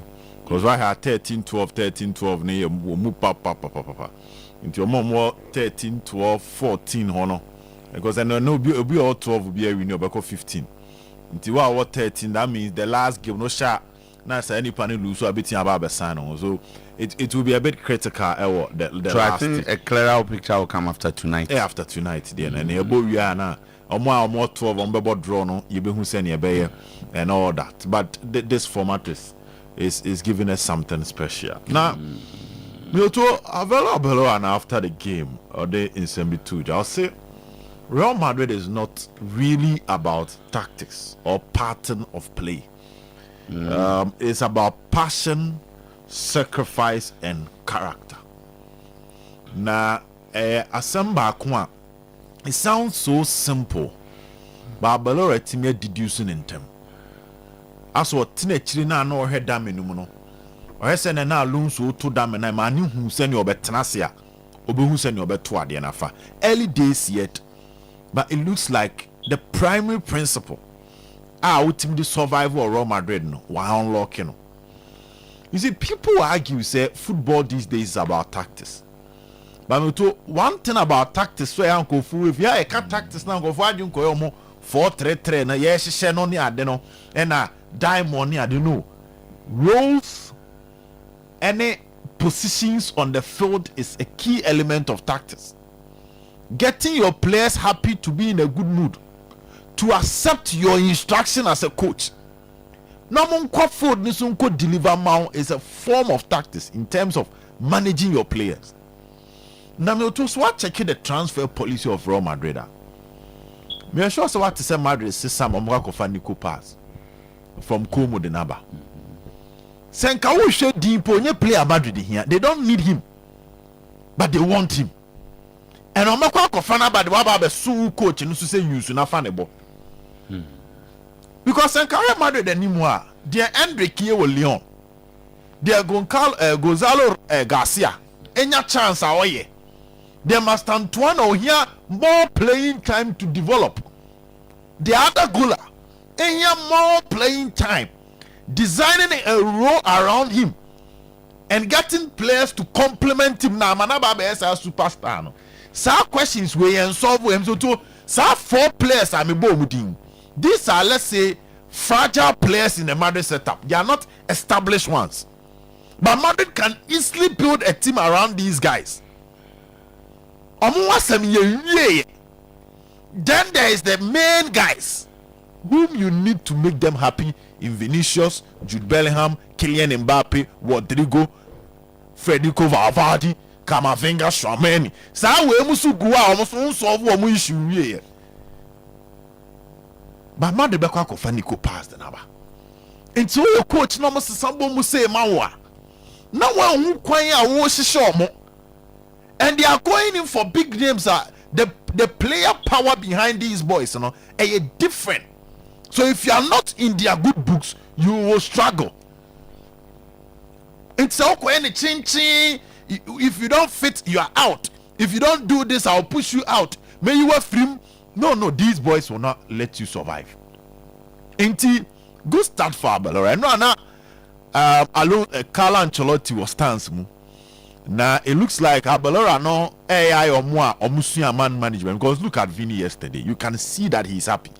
But to me, I saw some of the pictures of Vini ne Abelora. How or co bench Eko Hageno. That alone should tell you something. Mbappe is happy because on Mbappe the co-post match. And look at the Nsema Mbappe kind. Mbappe defended Vinicius Junior. And now Vini goes into this game and gives a splendid performance. Players can make you and players cannot make you. And the Neyema Alonso Muya say, Momotina Madrid will make you just at a point. Now can be. Intine so who says Sati and a Sua a Diaba a what club allegation. To say later dressing room issues by Ika Casillas, Sergio Ramos, then Tanana Jose Peso de Varane. Pepe. So Pepe was not happy. Later now, Alonso, that Spanish guys, you know, there were issues. Almost a Joseph Fasu and they were not pleased with it. So what you know the player power of Madrid. It's called the easy man, but good start for Abelai. Vinicius, Mbappe, Jude Bellingham happy. They will give Madrid their results, Mr. Otuo. Now, young other issues. Arsenal team in there. From the beginning of this season, and I mean, GD strong Arsenal team, and me move away from that position, no, because I knew this was the year. Based on the signings of Arsenal, So to one game back when Arsenal boys no was the game against Real Madrid. So when you treasure born Arsenal boss are born you know. It's like a trophy to the Arsenal players. Though Arsenal players, this current squad, they need a trophy to push them to the next level. Until another day maker say they are likely to face their monster in Pep Guardiola. Our hand to more down whenever they are getting closer to the EPL title. And the first attempt to start the revival for Arsenal is to hand down Pep Guardiola. So I'm going to go EFL Cup more. Because on the weakness, they need to get rid of him. Then not their care to us. Because if they beat Pep Guardiola in the final, or Domechi or Munsurobi, but if you studied in the past, so only Arsenal, Bobo, and Arsenal at the top of the league, even within the fan base, or Moko stands more, and the spirit of the team lies within the fan base. Supporters, no, Dioma Jinyomo, any Diomo Yomo, no, and I want to so with team no so. In the Arsenal, the league top umpa, you feel that Arsenal fans are convinced that a bit me at to the end. The spirit, no. But now that spirit is no longer there. The players have given the fans a different mentality. The coach himself, why is numerous mistake and we're learning on the job. Same so two nyabo try Arteta per year. Why I won't say or you'll be another Pep Guardiola assistant? Because one year Pep Guardiola photocopy or bar first, no Pep photocopy. But later he realized for him to survive, he will need other elements from other places. And say oh team bakwa or more deep squad, or more quality players, or more options, or more fighting spirit. But Amasa adapted the dark act of the game. A team of Arsenal. And sometimes you need to be a master when it comes to dark act to survive. So Kai Sergio Ramos ne Mohamed Salah. No be no bet me a catch me say that final na Madrid team is solid. But they still needed some of these dirty side of the game to rule certain players out, to put fear in other players. And now Ramos yes Edgeman, now Pepe yes Edgeman in that Madrid team. Now Ronaldo, Bale, Benzema, they will score the goals for you. Arsenal was hard enemy, so they are making good use of throw-ins. They are bullying defenders whenever there is a corner. And corner is to baby. There were images of Nyoma Ben White corner neba or no ye, frustrating the movement of the goalkeeper. San your money in the account. And me can say if you've monitored Inter Milan this season, both Inter is struggling against the big sides. The only big team na Inter this season was AS Roma.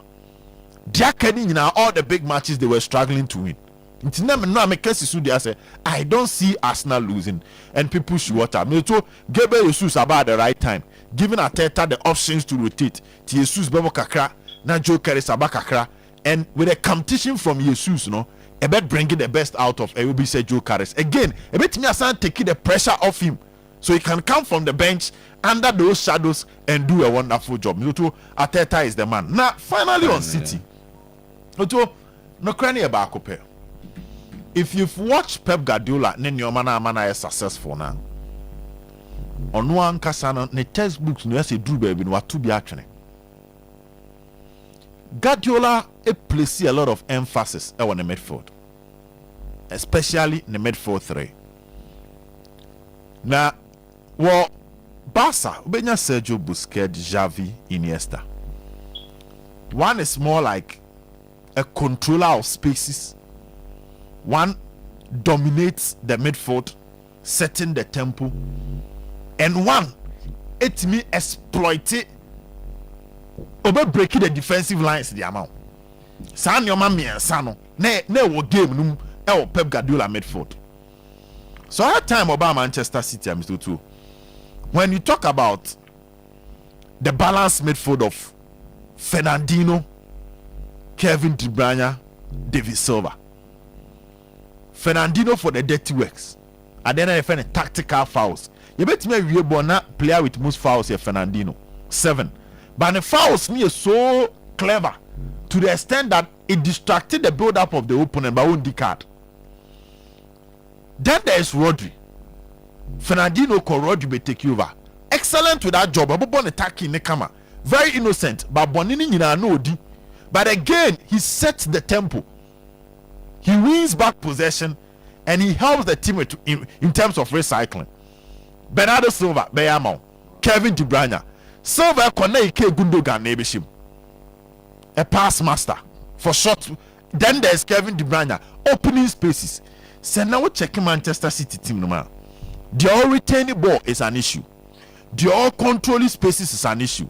The armor those defense splitting passes to create the final ball for the striker is also an issue. Tijani Randes by no starting year pa. But we told Wafedi Kakra. Phil Foden is not cut in the mode of Kevin De Bruyne or Bernardo Silva.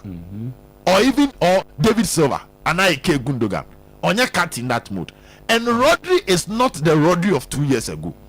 Enti na man for Nico Gonzalez neba no. Ono no holding to cover the spaces. No holding to win the balls. Yeah. Now a jemu. That was the time and now Ryan Check is so picky for those defense splitting passes and not Foden Sujane so. So City's midfield is lacking balance. And on match also no Ruben Diaz and Josko Vardio more matured to protect the defensive line. City more high line on match check on nyoma yenu almost wepra. Interesting time for Manchester City. Mageya Bajibo Yanko. Pep Guardiola. No excuse again for Pep Guardiola. And Manchester City. Bodo games for the only Champions League game of winning this season. You know there. No more winning a single Champions League game. Omanya draw me and other games on my bone no more lose until no money City. No more City and no more City 3-1. We assemble untimin church mo be bia obi beti ase en church mu nim na o church mu so enti ase nim and for only players on my pra. Yes, you don't have your two first choice center backs. Yati ase die biem na aka Pep Guardiola, I think 2026 and shall see him mano and I on chair the Pep Guardiola na him no because and 1-0 and 2-1 3-1 no. This is a City team na the ama story ne kwa no ayan wan say enche bia na ye Manchester City a na ye ka about Rodri ene ne so mfaso e wo City team ne so Rodri ba yi games a washa City win ba ko pe and that was against Newcastle. Omo lose to Manchester United. Omo lose to Bodo Glimt. To see how important a road required to Manchester City, there are question marks. And the issue is in the game no look slow, and you understand because what nefiache and I injury sahano. Then again, City game control is what kakra. Compared to previous years, and Guardiola team dominating games.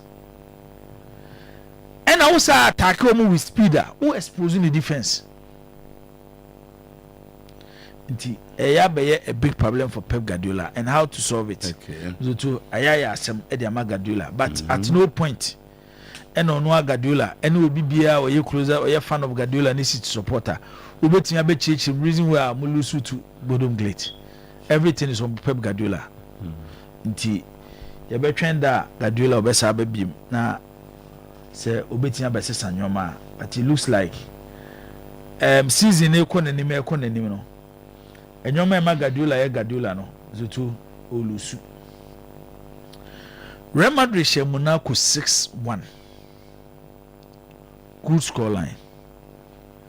Good performance from superstars Real Madrid team no. Obedi kan say na ne ya adwene. Coach bia wako Real Madrid. As what Real Madrid say. Real Madrid dey say. Club no Abra na yet club no. The target was Real Madrid should be bigger than any other football club ever so. The Biameka say competition cry boy finish Champions League no.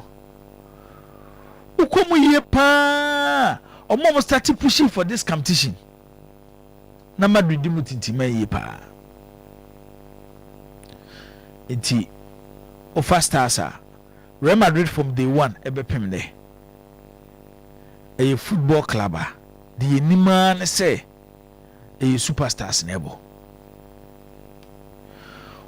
o Real Madrid akonya be president this one question socials nebo se me ba e de aso mesi beba me ba me de we beba me ba me de we beba e two for bit Florentino Perez reason why Real Madrid supporters pen asema ne say ye to player no Florentino Perez first coming as Real Madrid president o promise Real Madrid fans so the Luis Figo beba na bi class wo abodam mza akwana na adwene mu ka no obeda no akọ Barcelona so go for Luis Figo then who was the star of Barcelona team o se medene beba e come fast to Luis Figo ba ebesi ne Barcelona fo ante ase eti Madrid de e team a stars nebo and they asase eti so yi we best 10 players the last 3 seasons ewo Europa and as we as kra na anya hwe kra no wanya kra benya Real Madrid 3 or 4 players ewo 10 it is a different club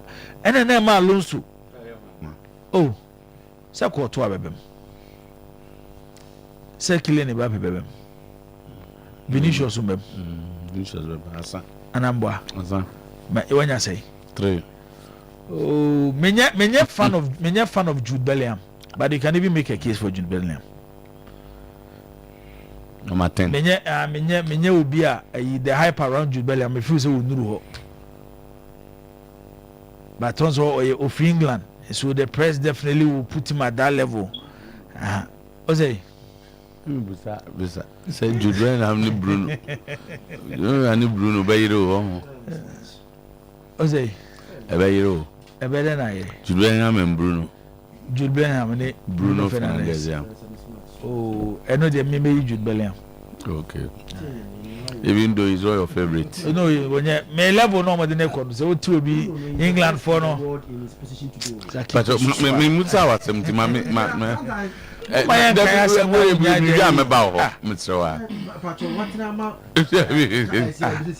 competitions no more bona di best no mobi competitions no more bona yi no ni ho Bruno position here then number 10 they be say United na Amorim born 8 o say say about 10 no do me sit 10 over and say was defending it so baby obobo ni bia no nti oni mo champion come on wo Bruno is a better controller. We've done this a discussion no anything bia na 8 controller but as na 8 controller this argument yeah I said there Bruno is a competition nobody best na o mobi eno na ama the number 8 talent okay it's no team bia number 8 controller Bruno number 8 no but Bruno coaching you over there's no team in this world Bruno will not start not single team in the world but you mean atoso today Bruno will be giving captain anyway kase Champions League omo mo boye ho am no bia league obo so se ho ba bi obi a o twe de enye asebiam tutu ese kan ena next season so mo bo bi ehu omo ena omo mo bi so akaye o ma me kasa eti the first thing Alonso nyan wrong M2 anytime we get opportunity to meet the press then you'll be discussing the top stars at Real Madrid we yes are no more dwa and our players no omo mutimi gange omo kan ho bom no ma gange atia it will be the moment e be do stage no we lose dressing room said the last 2 weeks near discussing Alonso sack na make sure say Real Madrid no see she share Real Madrid hierarchy na players will to me change coach and obedro our last 2 games of Mabo against Levante and Monaco I'm seeing something. It looks like the attitude of the players, especially top players, especially Vini Junior. Mbappe Krana na say or support to Alonso no. The super as kakra. Eti Alvaro Abaloa no he's managing the players more than tactics. I don't know when at a point ebi will lose one game be na pressure abano so and the press will start discussing system at Real Madrid the ball because Hannah's and for the team and they are who say yeah bo about to player management bon so ko lose one game be ni akofa said we see share team na ba beto na fi here discussing and then the number 2 kura non track back and then Mbappe non press Vinicius Junior je ball ni free ni sem no nko ne sa nyoma no it's on his way obe share teams so more tactical discipline than Monaco but the issue is so lose one game na press ne ba no so a and when you bounce so betia coach Real Madrid na want me coach Real Madrid because sometimes pressure na press in the beba no and media na the beba no one hand e for so na even relationship with players because coach be up a resource and a coach etina club muche so lusua e be problem eti remember the time kakra but at least who say players no as they want to prove something wrong say Alonso Kraba no by no share so okoye ye bibi better than Alonso ye no and 6-1 and a Real Madrid nya e was a game no Antonio Conte so na ye kana asem what your first do McTominay kama Copenhagen nya record no matter na ye 1-1 Antonio Conte. That is my problem with Conte. And the two one way a day Abaka say or the coach na juma nyina aba na wie no. When I talk about great Italian coaches, I will not put Conte there.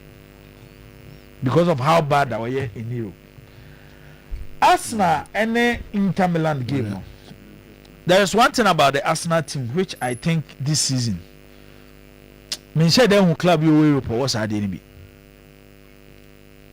Arsenal squad depth. Na enrana jomobo game na I was even going through the 2003-2004 invisible squad. Omukra no zoto omo depth ni nusa Arsenal team we. Yeah, football then did not demand this depth. But when you only need 3 good. When you have this Susua, you can compete for various trophies. Yeah, today. So even then, I say you can't Manchester United.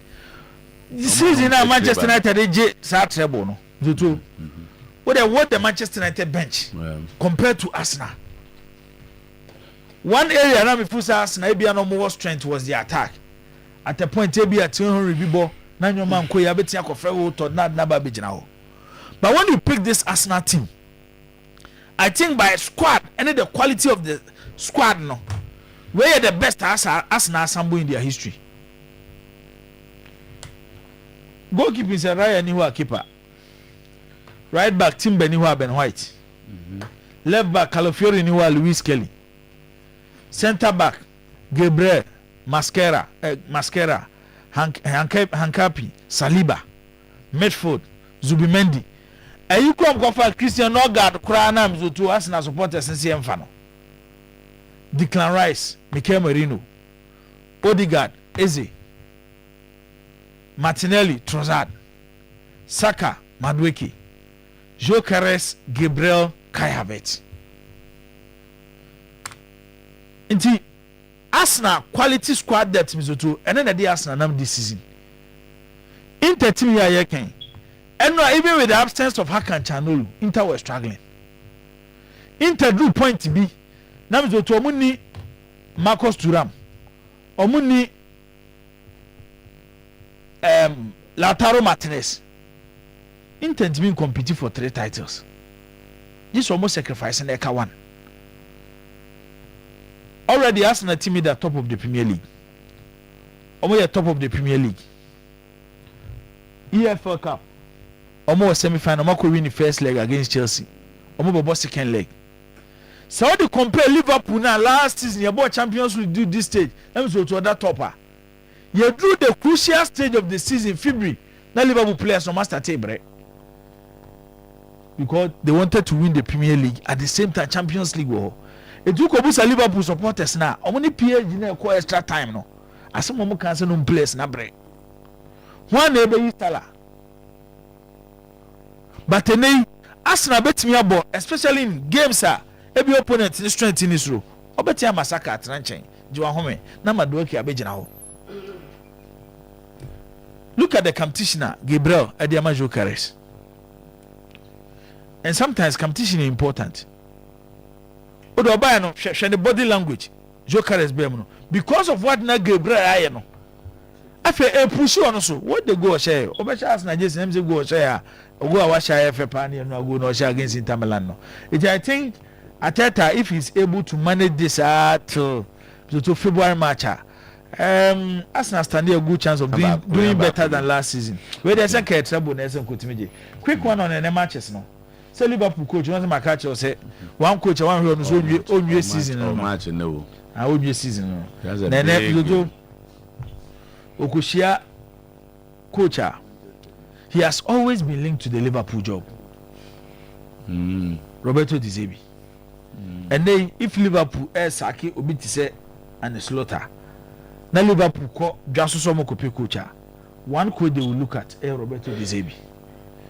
It's in a game now okwa akobo no enya ball no nko akeke wo eye coach oti baabi a wo twen for the right opportunity team a fit into the ideas and then Roberto De Zerbi wo twen e ko no person of asu coach no so wo team ntesa De Zerbi wo emma we Liverpool so na De Zerbi a difference nim. It's in Liverpool against Marseille. Okay. But and it's not elbow against a coach or thinking are trying to take over the Liverpool job. A very interesting game based on how these two clubs elbow. One thing is certain, Liverpool will score, Marseille will score. Liverpool be go, Marseille be go. And no there, they have to two. But Marseille, they don't defend that well. Yes, that is Roberto De Zerbi. Against Liverpool strength. Against Liverpool defense is a problem. Nti either Liverpool be share Marseille su be share nti look like a gamer so to be able to crack 2-2 I was again say Mo Salah ba Mo Salah oh mo so ngo no Mo Salah ba o Mo Salah ba obese onya feel of a football stadium how you intimidating na anytime be am to ya Galatasaray their home omo supporters anokora betimi abom ama mo supporters ne nko ahya wa players emigina park ne so any team abebo against Galatasaray e wo mo home bizoto the first team to defeat is their supporters enti ebebu say ho say Atletico Madrid yes teams no betimi akwa against Galatasaray obe defeat omo supporters nana and the answer is no mama slim victory for club friends Atletico Madrid Atlanta ne Athletic Club 2-1 Atlanta Bayern Munich be winning against Union Saint-Gilloise Yama Bayern Munich so possibly 3-1 ever that game. Chelsea against Pafos. Chelsea will win. ABA 2-0 ever that game. Juventus are picking up under Luciano Spalletti. Omobo against Benfica. Mamema Juventus 2-1 ever that Benfica game. better lose. Yeah, I think they will lose. The last 6 games were winning in but Juventus are also doing well. Yes, their last game we lose against Cagliari. And only saying the history of Italian Serie A, no team has played 73% of ball possession in a lose game. But Juventus set a record against Cagliari, 73% and they lost. But who say a different team under Luciano Spalletti? It's my Juventus win against Jose Mourinho, Benfica, Newcastle against PSV. Quite dicey. My Newcastle double chance. It was our game. Then Slavia Prague and FC Barcelona. Match on the Lamia Mobino. Slavia Prague for so home ya no more hard you know but my Barcelona double chance so okay. Rafinha will play in that game definitely so to bet Rafinha to score so it was our game Benfica almost so 28 so mo ntimi anhye na omonyo 24 no so mbebam is you need to be within the 24 Tamana Champions League ni ko break no na omo results no omonye consistent but yes from there December banana omo pick in the last 6 matches mo no lose bi tinam ke ne no ansha because obi a lose match back yes na ne den obi was 6 points from if he started Champions League you know that was a July or August no or 6 points nti ya na nyina ma hwene ai issues ya ba Bruno ne za ko bisi Musa o say Bruno ne Modric who is a better footballer? Like, no, sir, I'll complete it. I'll go for Modric. Okay. Or say, is Bruno a better player than Modric? Please ask Zakito. But any Modric now, any Modric now, Milan, no. Modric was Sunday. Are you watching Modric at? But let's let it say it. The standard name of you. Any Modric now. Until what I say, what the Milan and Media and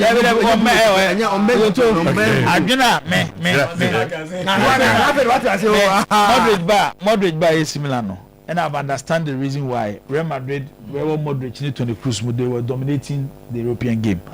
I don't know what they bobo no. It was near the area. No. Bruno Mudi. And you Bruno Madrid and yet I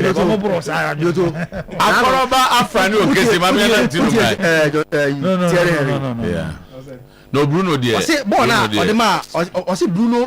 doesn't play football. Bono the man Buemo. How many? 9 out of 10 players will give to Amat. Yeah, it's true. Bruno no is special. Oh, team this is a look at Modric. This Modric more level. Who has why sell it as number 10? Yeah. That's a only opportunity to watch. And name Modric. Modric and elbow in the Syria as a deep line playmaker.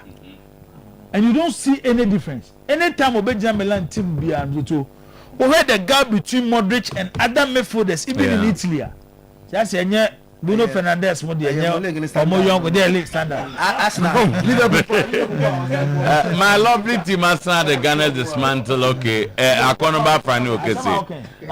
Or say victory to say okay. Anani Kunzu Kojokrom say congrats to the Ghanaians for the victory. Shifman say kudos to Arsenal.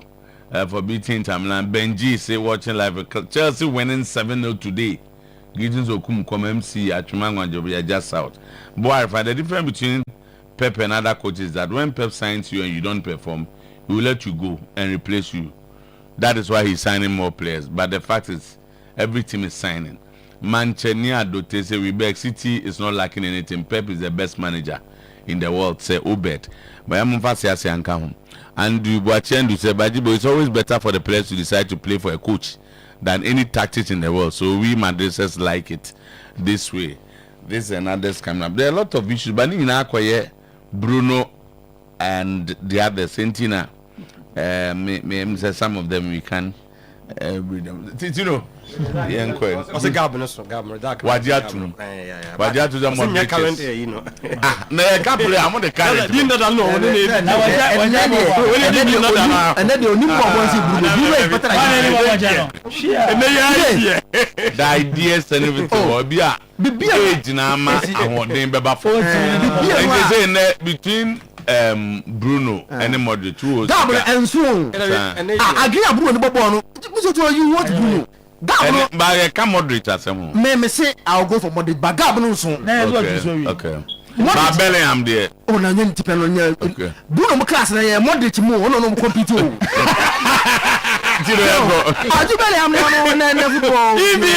EBF also says that was here. Medical Casewo no, and now Bokano to her, and Uncle for air for sure. Nina say, Ghana had a seminim.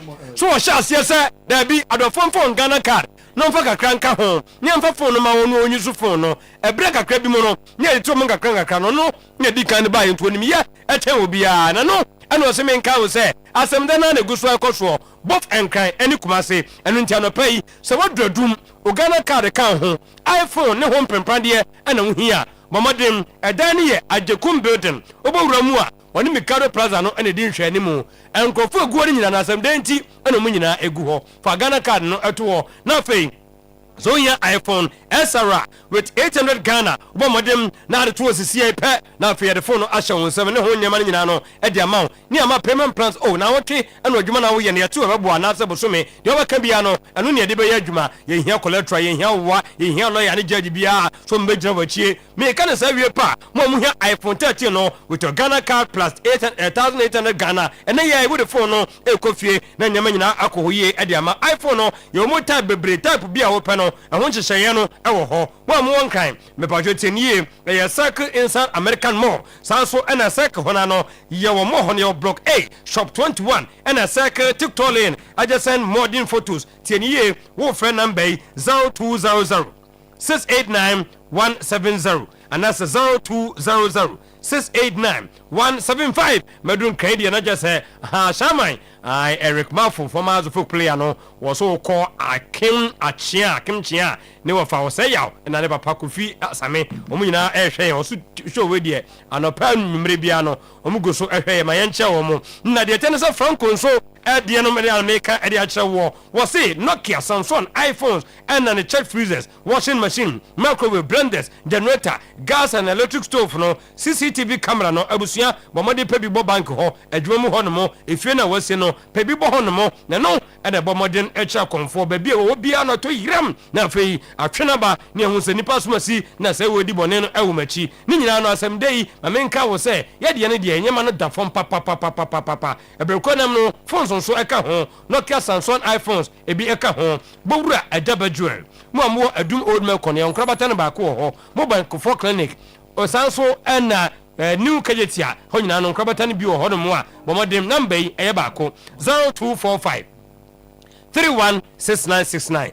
0245 316969 na just what do Franco Trading Enterprise na nyama pa bi wonya bi ato e de ekofie tieniye ohniri so duaya wasemenka wo se na so ya ni din eye power specialist herbal hospital hepatitis yade no abusua bomodem na gogo sua ho de ebi kanwa ne ho ene ba bi abokọ sanso na fatty liver prostate ulcer fibro kidney stone yede SK no ediaba ayam keka no unum ya pe na afia kotu ase ediama liver care ne de ache ne ho ase liver yensa abo no hia ni o eno nti bomodem na pe liver care nom de bia no hospital na check you liver yesi bibia ye kama na chese yade bia meka no be ma de wadure ba kope jirikajiri heba Mr and capsules teniye yenko enkan yewo ACP road power bar stop sanso na Kumasi de efe yase buzuntu road adoya ne bus stop ho mu amu takrade no ya Anaji Estate one Hantama Bank ne ben 0244 544422 0200 383831 na wadru power specialist Heba Hospital apose ne de edoso ze hu nia wonto na so medical ka wo so no credit a cho se ba ko amabi mpafie woda bofa nwumre ne anopa mu twetwe musene nyina no monhwe ho make sure see atwe ho Cal Chaco toothpaste Samara company na akofa de aba omo se omo de ekoyachi enche yo ena ne yeburu body train bi de frade mayen enada die ni ho enu ntenipa wo bre na wonya nyina no fatoko gufie nyema na wonya omunu a na ma ose fitefita kaka nso enyew ebeyi nkonkone no aba halitosis dini ne de ato so ede pa na nso abusua enye ne nyansa ukasa na obia atwineti ede prin akire ne nyansa wo blow fuse enu ntum pele sa de no betu a ma wa pose no enye Cal Chaco toothpaste a obia agye atum se uwram wo shop more provision shop maso omokran airton bi 0246 864 798 0501 454 462 number simienu ebe mo nya kan ni bi etimi aton awie tieniye ediane panko na wo pade die a obode na frɛ obi sanse se kwade ye promo na ye ne ntino ama bo na aba fom eno ntu betima frɛ okodonkua bi oyiri bi wadamfo bi na adna kan ho uhwe dan no a wopeka so unwuram sanse ekɔ na ekɔbɔ ho ne ediane pa na wo kodie no wo ka so unwuram mpe no wo mpie na nka bo no wo so a oboa wabu nkontanwura ɛda fom ne nyane se chicken noodles no na nka 160 ene 55 Ghana salted fried rice no na nka no so 210 ene 99.3 assorted jollof no 210 ene for 99.9 so na toasted chicken boy no na nka 180 ene 75 Ghana ye cocktail mocktail ye de bankuru fufu wache ni nyina abeka after phones no ye na aba wedina o modern ton safre ye Kumasi Ridge Star filling station abrepo ye JP filling station bom so off Ahensan Estate Road cross from there ye Bensika FM mo amwo patas no blockhouse one mo adiamra de petrol filling station tana so Patapa Junction na wagan so Fericom station one mo Kenya say ye Ben Garden City University 0596 922 066 0596 922 066 na no so enyama tumi aye kama edi etie nie eye sharp imbus police ni na yes adroi pay edi babonten wase menka wo se bomodin na numbi se covid by na amfa nipa da sani anto form na aboyen amanyama aye kama edi amayen dia na afi ebusue meka wo se obomodin diabetic na numbia bomodin amanyama agina yie ulcer, cancer, hypertension, UTI, candidiasis, body pain, menstrual problem, loss of appetite. Ukwa, emo bi nko kan just oh, e draw we na o ya de bebuaw. Enyare nso ansa na wakono police draw ya tunu di sharp imbus no. Ebre bia ama nya wunsuo, enye wadro na emuaw na system no enye kama na ya de bia amfo anto form. Number ni nie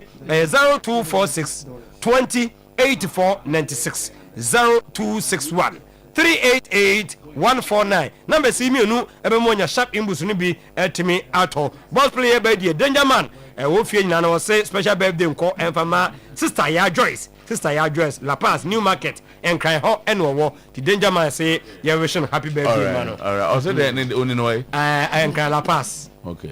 Sister ya Joyce. All right. Danger. All right. But Captain, young queen 11:29 here. What's up here that me now when somebody special so to where Segabi of the in this hall Kano UST so to is someone special to all of us or AK Wahab is someone special to all of us now so to was say happy glorious birthday to someone special like Obapa Lucy.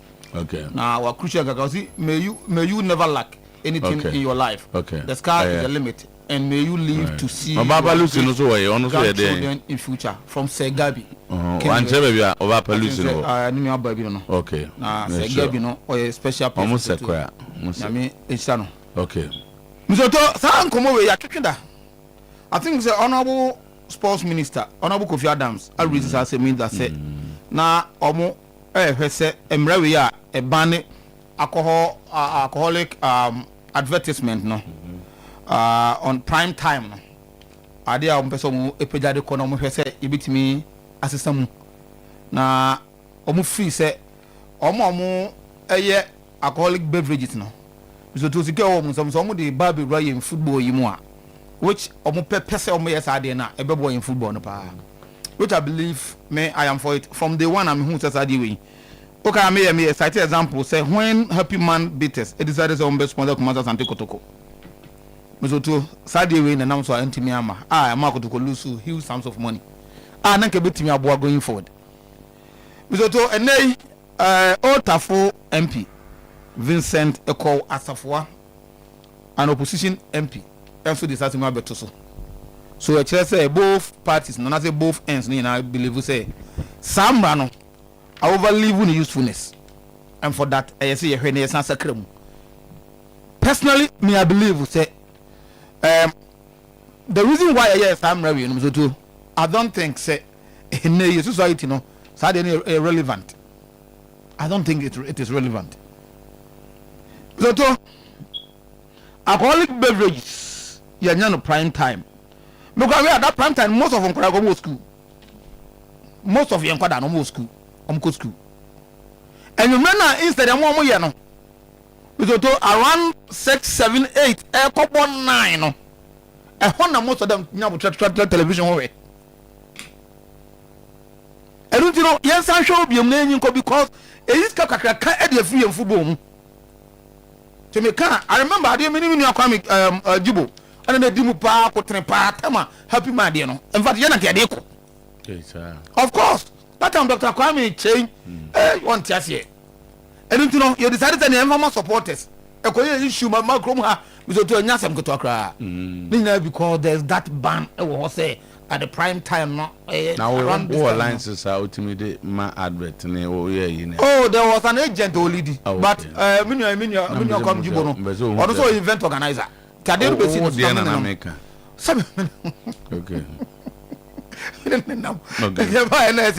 okay okay come so to at least sanke benyo commission when you be amba makoto ko sensa ka commission so to ke benyo commission ho sa of course that is kind of so they stay by the commission by kakaba no say benyo bi you lose you aside the kotoko so be enjoy okay so and now you person football developing also you could deep near where what the roots are answer Mrebiana, there's a reason behind that's it. of course. And I'm overstaying and live I didn't know because maybe can make us a name called the too.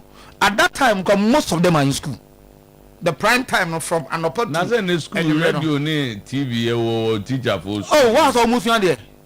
What's almost one day? You don't get that opportunity. It's a robot fear. I don't want access to television set, radio set, and don't take your son and my baby. But I don't think they're no influence woman.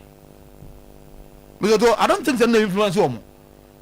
Yes, even though then maybe not a good at that time, but an idea. Okay. Almost some. John Honorable is not helping. Now, my example. Okay.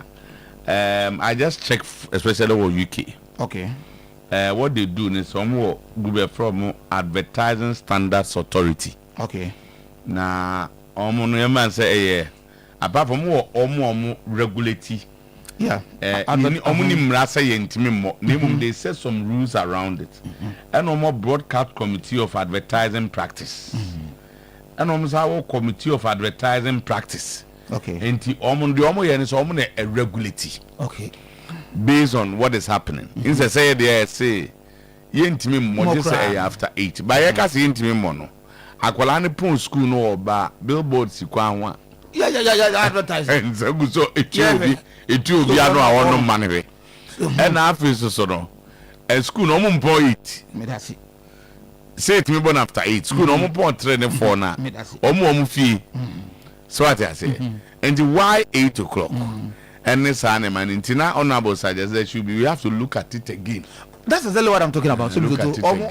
I make an earlier on say and you know going to and uncle for me no want to advertise. And now papa if you say some the behavior any from our home in no yes some Mr. Bebre idea yen can see bebre papa phone bebre even including mommy phone bi ya mommy no bi say no ba wo hu de okoye ya omo no ma dey that the full glove on koda yo mani no mo yero makoma ni maso you try dey na tinta so pia sorry adan ya be no I said you are not doing and say be account so account be account to omo hwem because this omo nya advertise this kapa be ba advertise for advertising any advertisement but say on yeah no mama koda hu and I can be all advertisement go say on Martin tell you dey say advertise of course because no can all this is saying na say be omo ye advertise you can hu bi na dey bebre so I think same to omo ye betima ebeboa Mr. Toway, I did hear me pa Ghana Football Association FF no yes some ma catch almost referee one more thing you be you free Premier League games no I don't think it's deterring enough. I don't think it's deterring enough. We've heard this over and over again. Anwa referee for no me aware that. Yeah, tell me because enye deterrent enye dey no den. They are aware. Empusu won.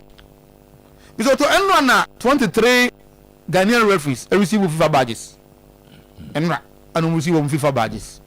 You look at you catch us Ghana of 5 FIFA referees. Oh, ma'am, so to have a contoka. Na FIFA referee, no. What is the difference? Who FIFA referee? I just say what queen? What the queen? A man what you say here? What you mean? Sanity. One mature woman. One acquire a lot of skill. Sanity. Yes, anything I say FIFA organize World Cup. The team Kobe. So after 23 referees, I just say. Only a potential World Cup referee by a call Abba na Yabi. Because you call Cup of Nations, one referee. And the FIFA no. And one say Omu asset to you go to America. Koyewe ukona pass ya na yama ibio. I think say o skill kakra and so on the field no. Enozo guide kakra boom. Enyem ni kake no tunu because nka go be tunu badge na yenyama obia ye bia you only go and defend it. Aye. So you defend it. Enya bia ye America na bia go tutu. Omo na hwehwe woni ni ahwe woni ma na bi. Ende say won nyanchi time answer na dey man from first time dey man no che wa acquire a certain level of experience. Okay. Is it true? It will go through a certain that's why you're class 1, you're class 2, or back class 3, then to FIFA. Until class 3, class 2, then to FIFA. Now according to FIFA no what the queen will watch him. It is believed that amount of FIFA referee there. And Kauma who show an exemplary character be. Emma say the younger ones don't follow no. Okay. Eti Julian no ade okoye nanu yi. I want to believe that 23 account. so ko ya de tiane ko mo yesako mo fufa yi say o body boss ani a wa utim say na yo na me ka say mo eno na Mr. Makado FA vice president omuko sia on the event and ozo na ogbo Ghana referee call Cup of Nations yi wa assassin ga ma koje countries ya obo mode no o football no Ghana de ade betum dia proud ye ho ye referee call ye obi abo different ideas like me say Obed. But so I want to believe say Daniel Linda games the man who did in the Cup of Nations not just say CAF for who no highest team. A great A match is gone with you. Or the two games like grade A. Do ko ever grade A. Do ko ever Cameroon and Morocco. Grade A match in Africa. The first game will be Burkina Faso and Algeria. Grade A game in Africa. And with this semi-final game, Morocco and Nigeria, grade A game. And they was involved in 2 Moroccan games. 2 Moroccan games, and these are top African games. African top referees. Yeah, in fact, referee we are Uncle John to Papa was a game. So I want to believe, say, even though I did about 4 or 5 years ago, I'm told he works for a careful. Also, and they were referees at CAF form. And they are paid at the end of the month. Okay, and he's one of them. Okay, because of you say Tamo VAR so Africans referees negotiate. One of the referees are out. Oh yeah, dear pa no can. Yeah, and they're from there no more adapting to sir. They've not so free hand a call VAR. Oh, free hand a call. Center and a call VAR. Minister, say no call both VAR in center. But so the main can say. Ade a ma say Obed emfanche no which I agree say Obed to some extent say Obed trade that journey yes sir match odi because Santiago to go na Santiago do obo ase no because to say ukwe panel case no we FIFA referee that won yintum but we move on we grow and no na say other referees no e use so ade say baby we do nei o say ye ho wa no so to oba ye so kaka ho referees so say odi ni ya unya ska o what na ho compete tournament ni ba na wie because Udi say semi-final game. Down be trauma final. Tell them place and final. Well, but okay. So but no Juma. But he's considered as referee would be here today. Almost the last game of the tournament. So who are Ghana referee? Look up to him. Can't say that's it. How the last who's the Ghana referee? Ako Cup of Nations. How you say the Ako going? What am I to kaka when? Watch a growing move. Watch it munyam. What a kaka never. So was watch it. Oh, but say between me. I think say my name say as this in week you have a dinkum because I think say we have some discussion here. Now if I say na me a lot of course pa means the Jibon Sunya course ni bia on seconds come on idea no. And then the extensive discussion about the elevation to global and I mean say this is sanity. I must say solo is national then global chairman. And the second one say based on a dinner without two no. Say you are a different body now. Them can say a legal implication. And now face with for our more chairman as our president. Kuma Pemu and Obia one chairman and the president. So now if you are now the overall boss leader, you have to circus for no. Kwa untingu and I say engu. So you want to exist even though you are now our head. And the ufe meeting and will come as circle members. Send the back to my faithful so not about meeting you know. And you also want our leaders because now Santa Region Mochama, Greater Wachama, Regent in our Mochama until they need. That is the question I asked at the so who is the chairman for circles? Now that is a global chairman. I feel almost on Babayo Mochama. Circle to now coordinate them because they can't have regional reps without. And one of these has some neighbor. Oh, and one of I charge Japan and Anton say regions can be able to think about my deal because of their relationship with Sulu, but they are all behind the election. Confusion anyhow. The election. They shouldn't bring any confusion. No, and confusion say they are come to rival Obia, but the thing say politics assembly and your muku a circus. registered, endorsed. At any point in time, the circus must have a based on at any point in time, the circus must have a national chairman. Today, they don't have a national chairman. Very global. They said there's no rivalry. Now, there's a global, which is different from circus. As I can see, where I'm told, say, and when we are to call for Congress. No, I'm going to choose a chairman. Na circus sponsor no, I judge them. I know much to money. I know there's some pretty global. On the that's a second mention you too one at the toe. Now, quiet man too. No, but for custom this, I don't know about you. No, say now, no more was saying. I'm going to focus like on him. We for no circus no him. Organ way. None so bad. For can one row. Was it bad for so? Am I some friend? I know my cousin Annie. Sir. Oh, tell me why you was so afraid of him global. No, on the second fan on the moment. Hey, right. That's what I can inquire. Mr. Matisse, you see, I'm going to say, Kotoko, IMC chairman, Nana Penkra, is in Accra to meet.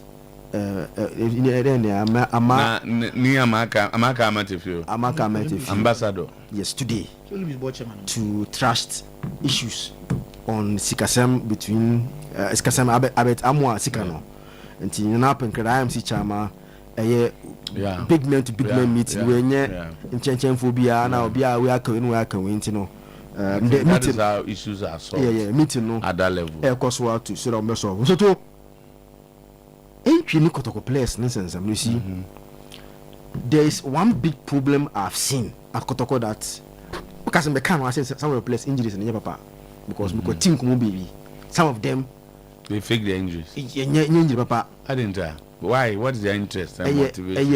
The coaches and then set up, how they relate to the players. Players get injured. And coaches are not. Say, maka sembi. Tamana zito injury. Then they say, information mean they coach, They get injured and nobody is just a case. Omo dey say, utina wa honto wa no be training. So such a player when okotina wa no honto na.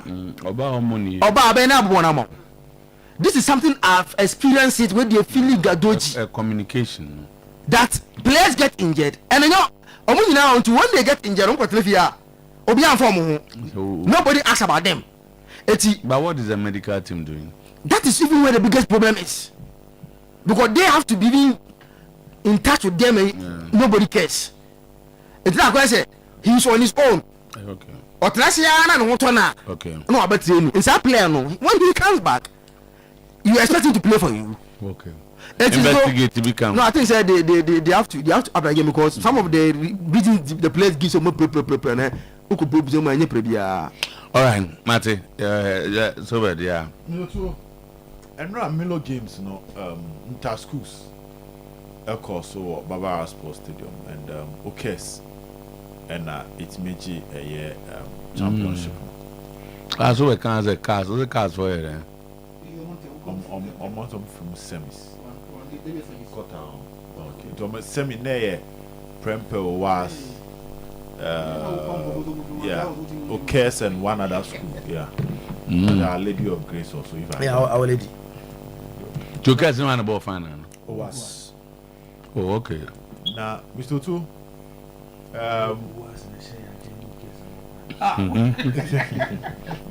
Community our sad way. And Ra Obio nya chance a pass you through inter schools maybe a dance is a talent is never a problem within our system. Oh yes. Say o share senior amount food din kwala ne ho dance yes e prempe o masibi na ne benkum no je na otwe ba so case midfield the guy we just see number 8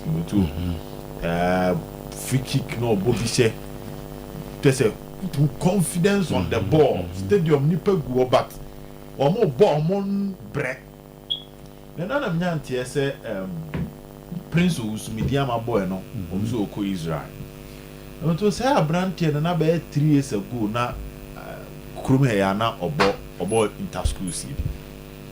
Enti nkomo na me di na yetiawa. Obene mbato swap I shake as am say adeno. Adena server, yeah. So nkomo me di na yetiawa. You see, I'll be very, very disappointed in the Kotoko system. Say if they are not able to monitor the inter-schools and get some good players. Kotoko. You know, say, born preko pesa. But Kotoko penny for now, so who send a transfer market no. Ayefa.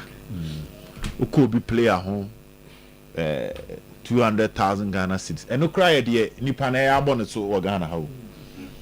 The o bi a o twama na wa ma no ne no ukokra ontie wa no disem kotko ye perazak since me to kwan kotko pe chawote when there was a deal oko kotko pe Emmanuel ano oko. Once there is a deal outside, forget about Kotoko. The player is not coming.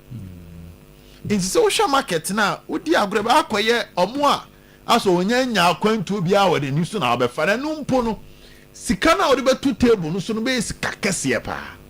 So it comes back to one point. If getting access to the raw materials is never a problem there, then why do you have to rely on somebody? So no polishing from the raw materials are not for big clubs. No, Mr. Too. That is why big clubs these days have structures where they are grooming the raw materials for themselves. This is not a big clubs now. Only so want to be funny me boss say. Any ma me pe bibi. Na me sumin pe kwan me fa bia tete e de abeboa me. But the bottom line is over. No matter how a Manchester City players 11 am the two see. Saying a free or more on them.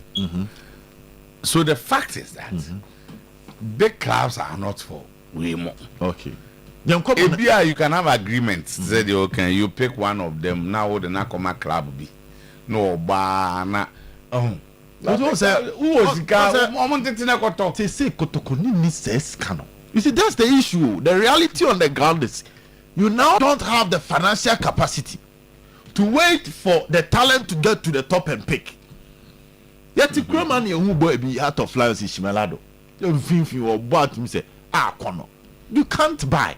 And I'm to young fan of crane concept. Just 2 days ago, na mene agent be Libya. Na ye din koma. But na oka sign on from them players na. Now what tier? What you say? Any salary is hard one. And I know the Kotoko family, no, they are aware of this.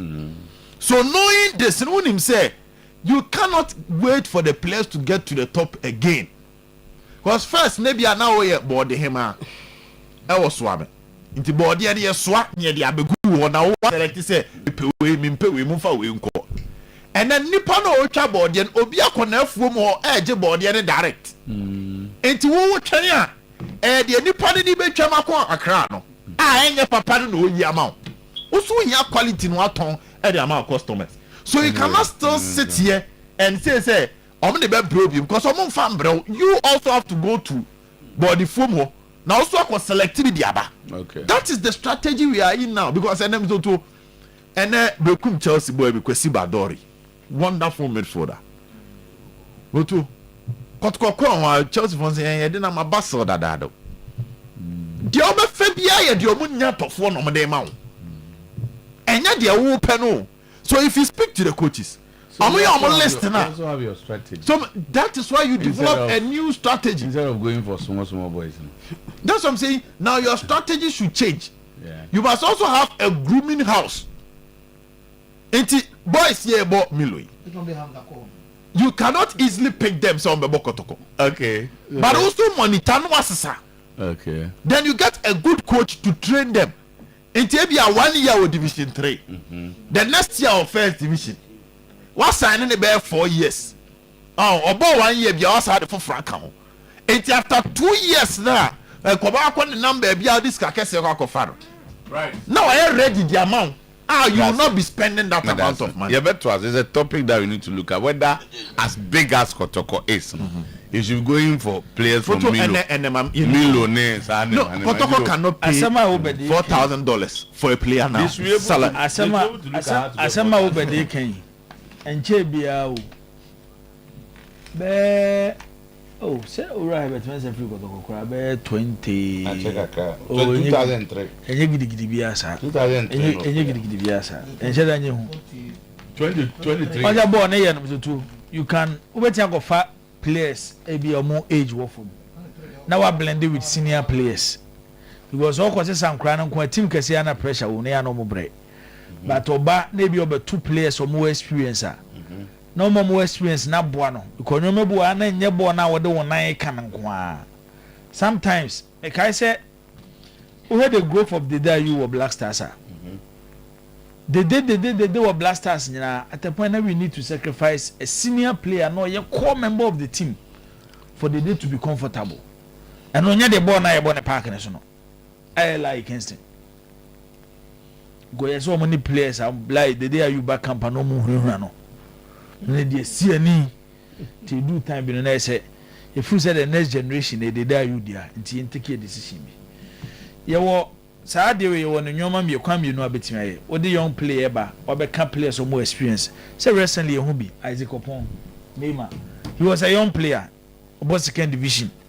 Ewo Sunyane Peter Amidu akwa obo first division ye na be kan young players or maybe 2 senior players or matimi abo me expand obeda yini kakra because no obi so send them message say players o mu hu o mu baba ya sports stadium no enye players ketwa abrofo nyina ba omo amas left back say am the obo no you say o case the obo number 3 no obetimi fam ka janse number 3 we do ni bobo chen Marcelo ni Roberto Carlos o potential Ghana no wo Kumasi ne bobo no asem obi frame phone so ka chem jibo number 3 bi pa ma be hwene pa o case bo a wo bo oni bobo chen Roberto Carlos ne Marcelo na say so we sign number 3 for nyina bo by Blasters ne momo boy league kwasi apiam no wa be ka janse Marcelo Roberto Carlos there and number 3 oni bo ya wo secondary school you will hold the biane say obi abe parking the Ford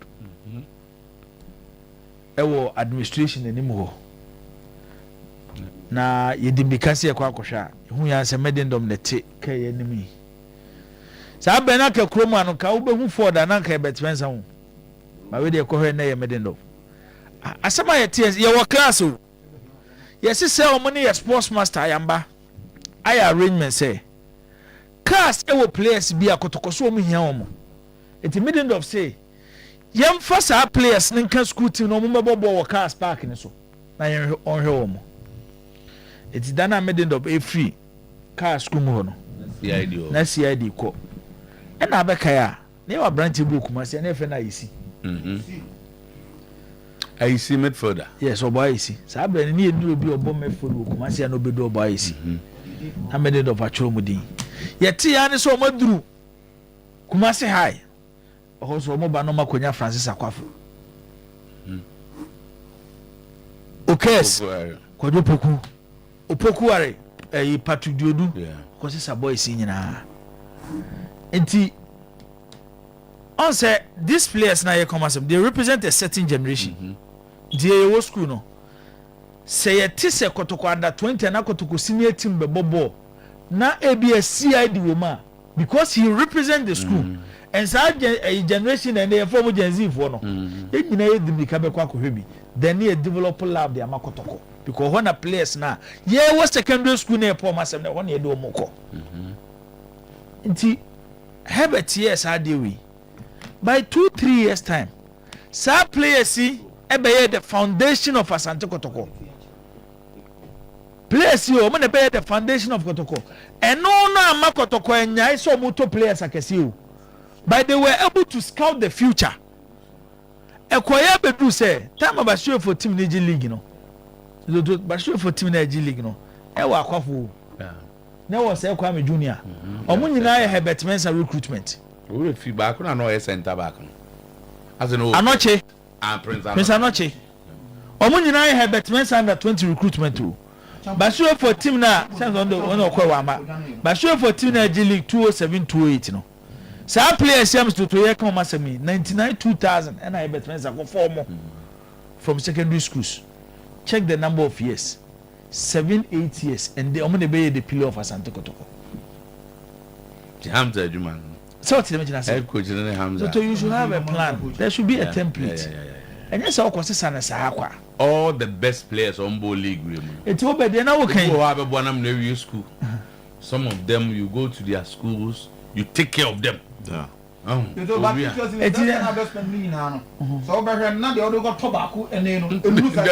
say because so that's a player now fan and then as a young player no. Just imagine say obi to say CID. Okay, my first team will do nyezam because those days na kotoko nyesa ade ni bi. Si wodro na okọ okes okọ bi kakra. So tell me na say. And obo inter schools. O wie corners na okọ bo RT. Say sa brand na kotoko the scouting system ni good. Kenya any say time okọ Ashandi Gold no kotoko go twa 99 million. Go ma ayi Ashandi Gold for say omonyo musika na si wodro so bo kotoko no. So tell me na say. It's often as a young player. Or you're part of maybe a under 20. Kajbola. Kwakudia. Oh, Kwakudia high school. Yes, Kwakudia high school, yes. Kwakudia high school. And also say Kwakudia 97. High school. 97, 98. Goalkeeper, no? Niba, yes. All the mention. There was a template. I know Mudisu. Yes, you cover player nekwa. May I sure say if so the suggestion is they should look at that and find a way of keeping them. Yes, if there is one person in Kumasi now, Ashanti region, I will name some boys no more boost inter schools games now. We need more nimbo no more nimbo. Hamza, ye ni pami sound. Oh yes. You look at all that again. There's Isaac. So that time now obo omo amodi anka ho. And at the bo and there's some to birthday blue man birthday senior man. Yeah, they see ever say highway time. Yeah.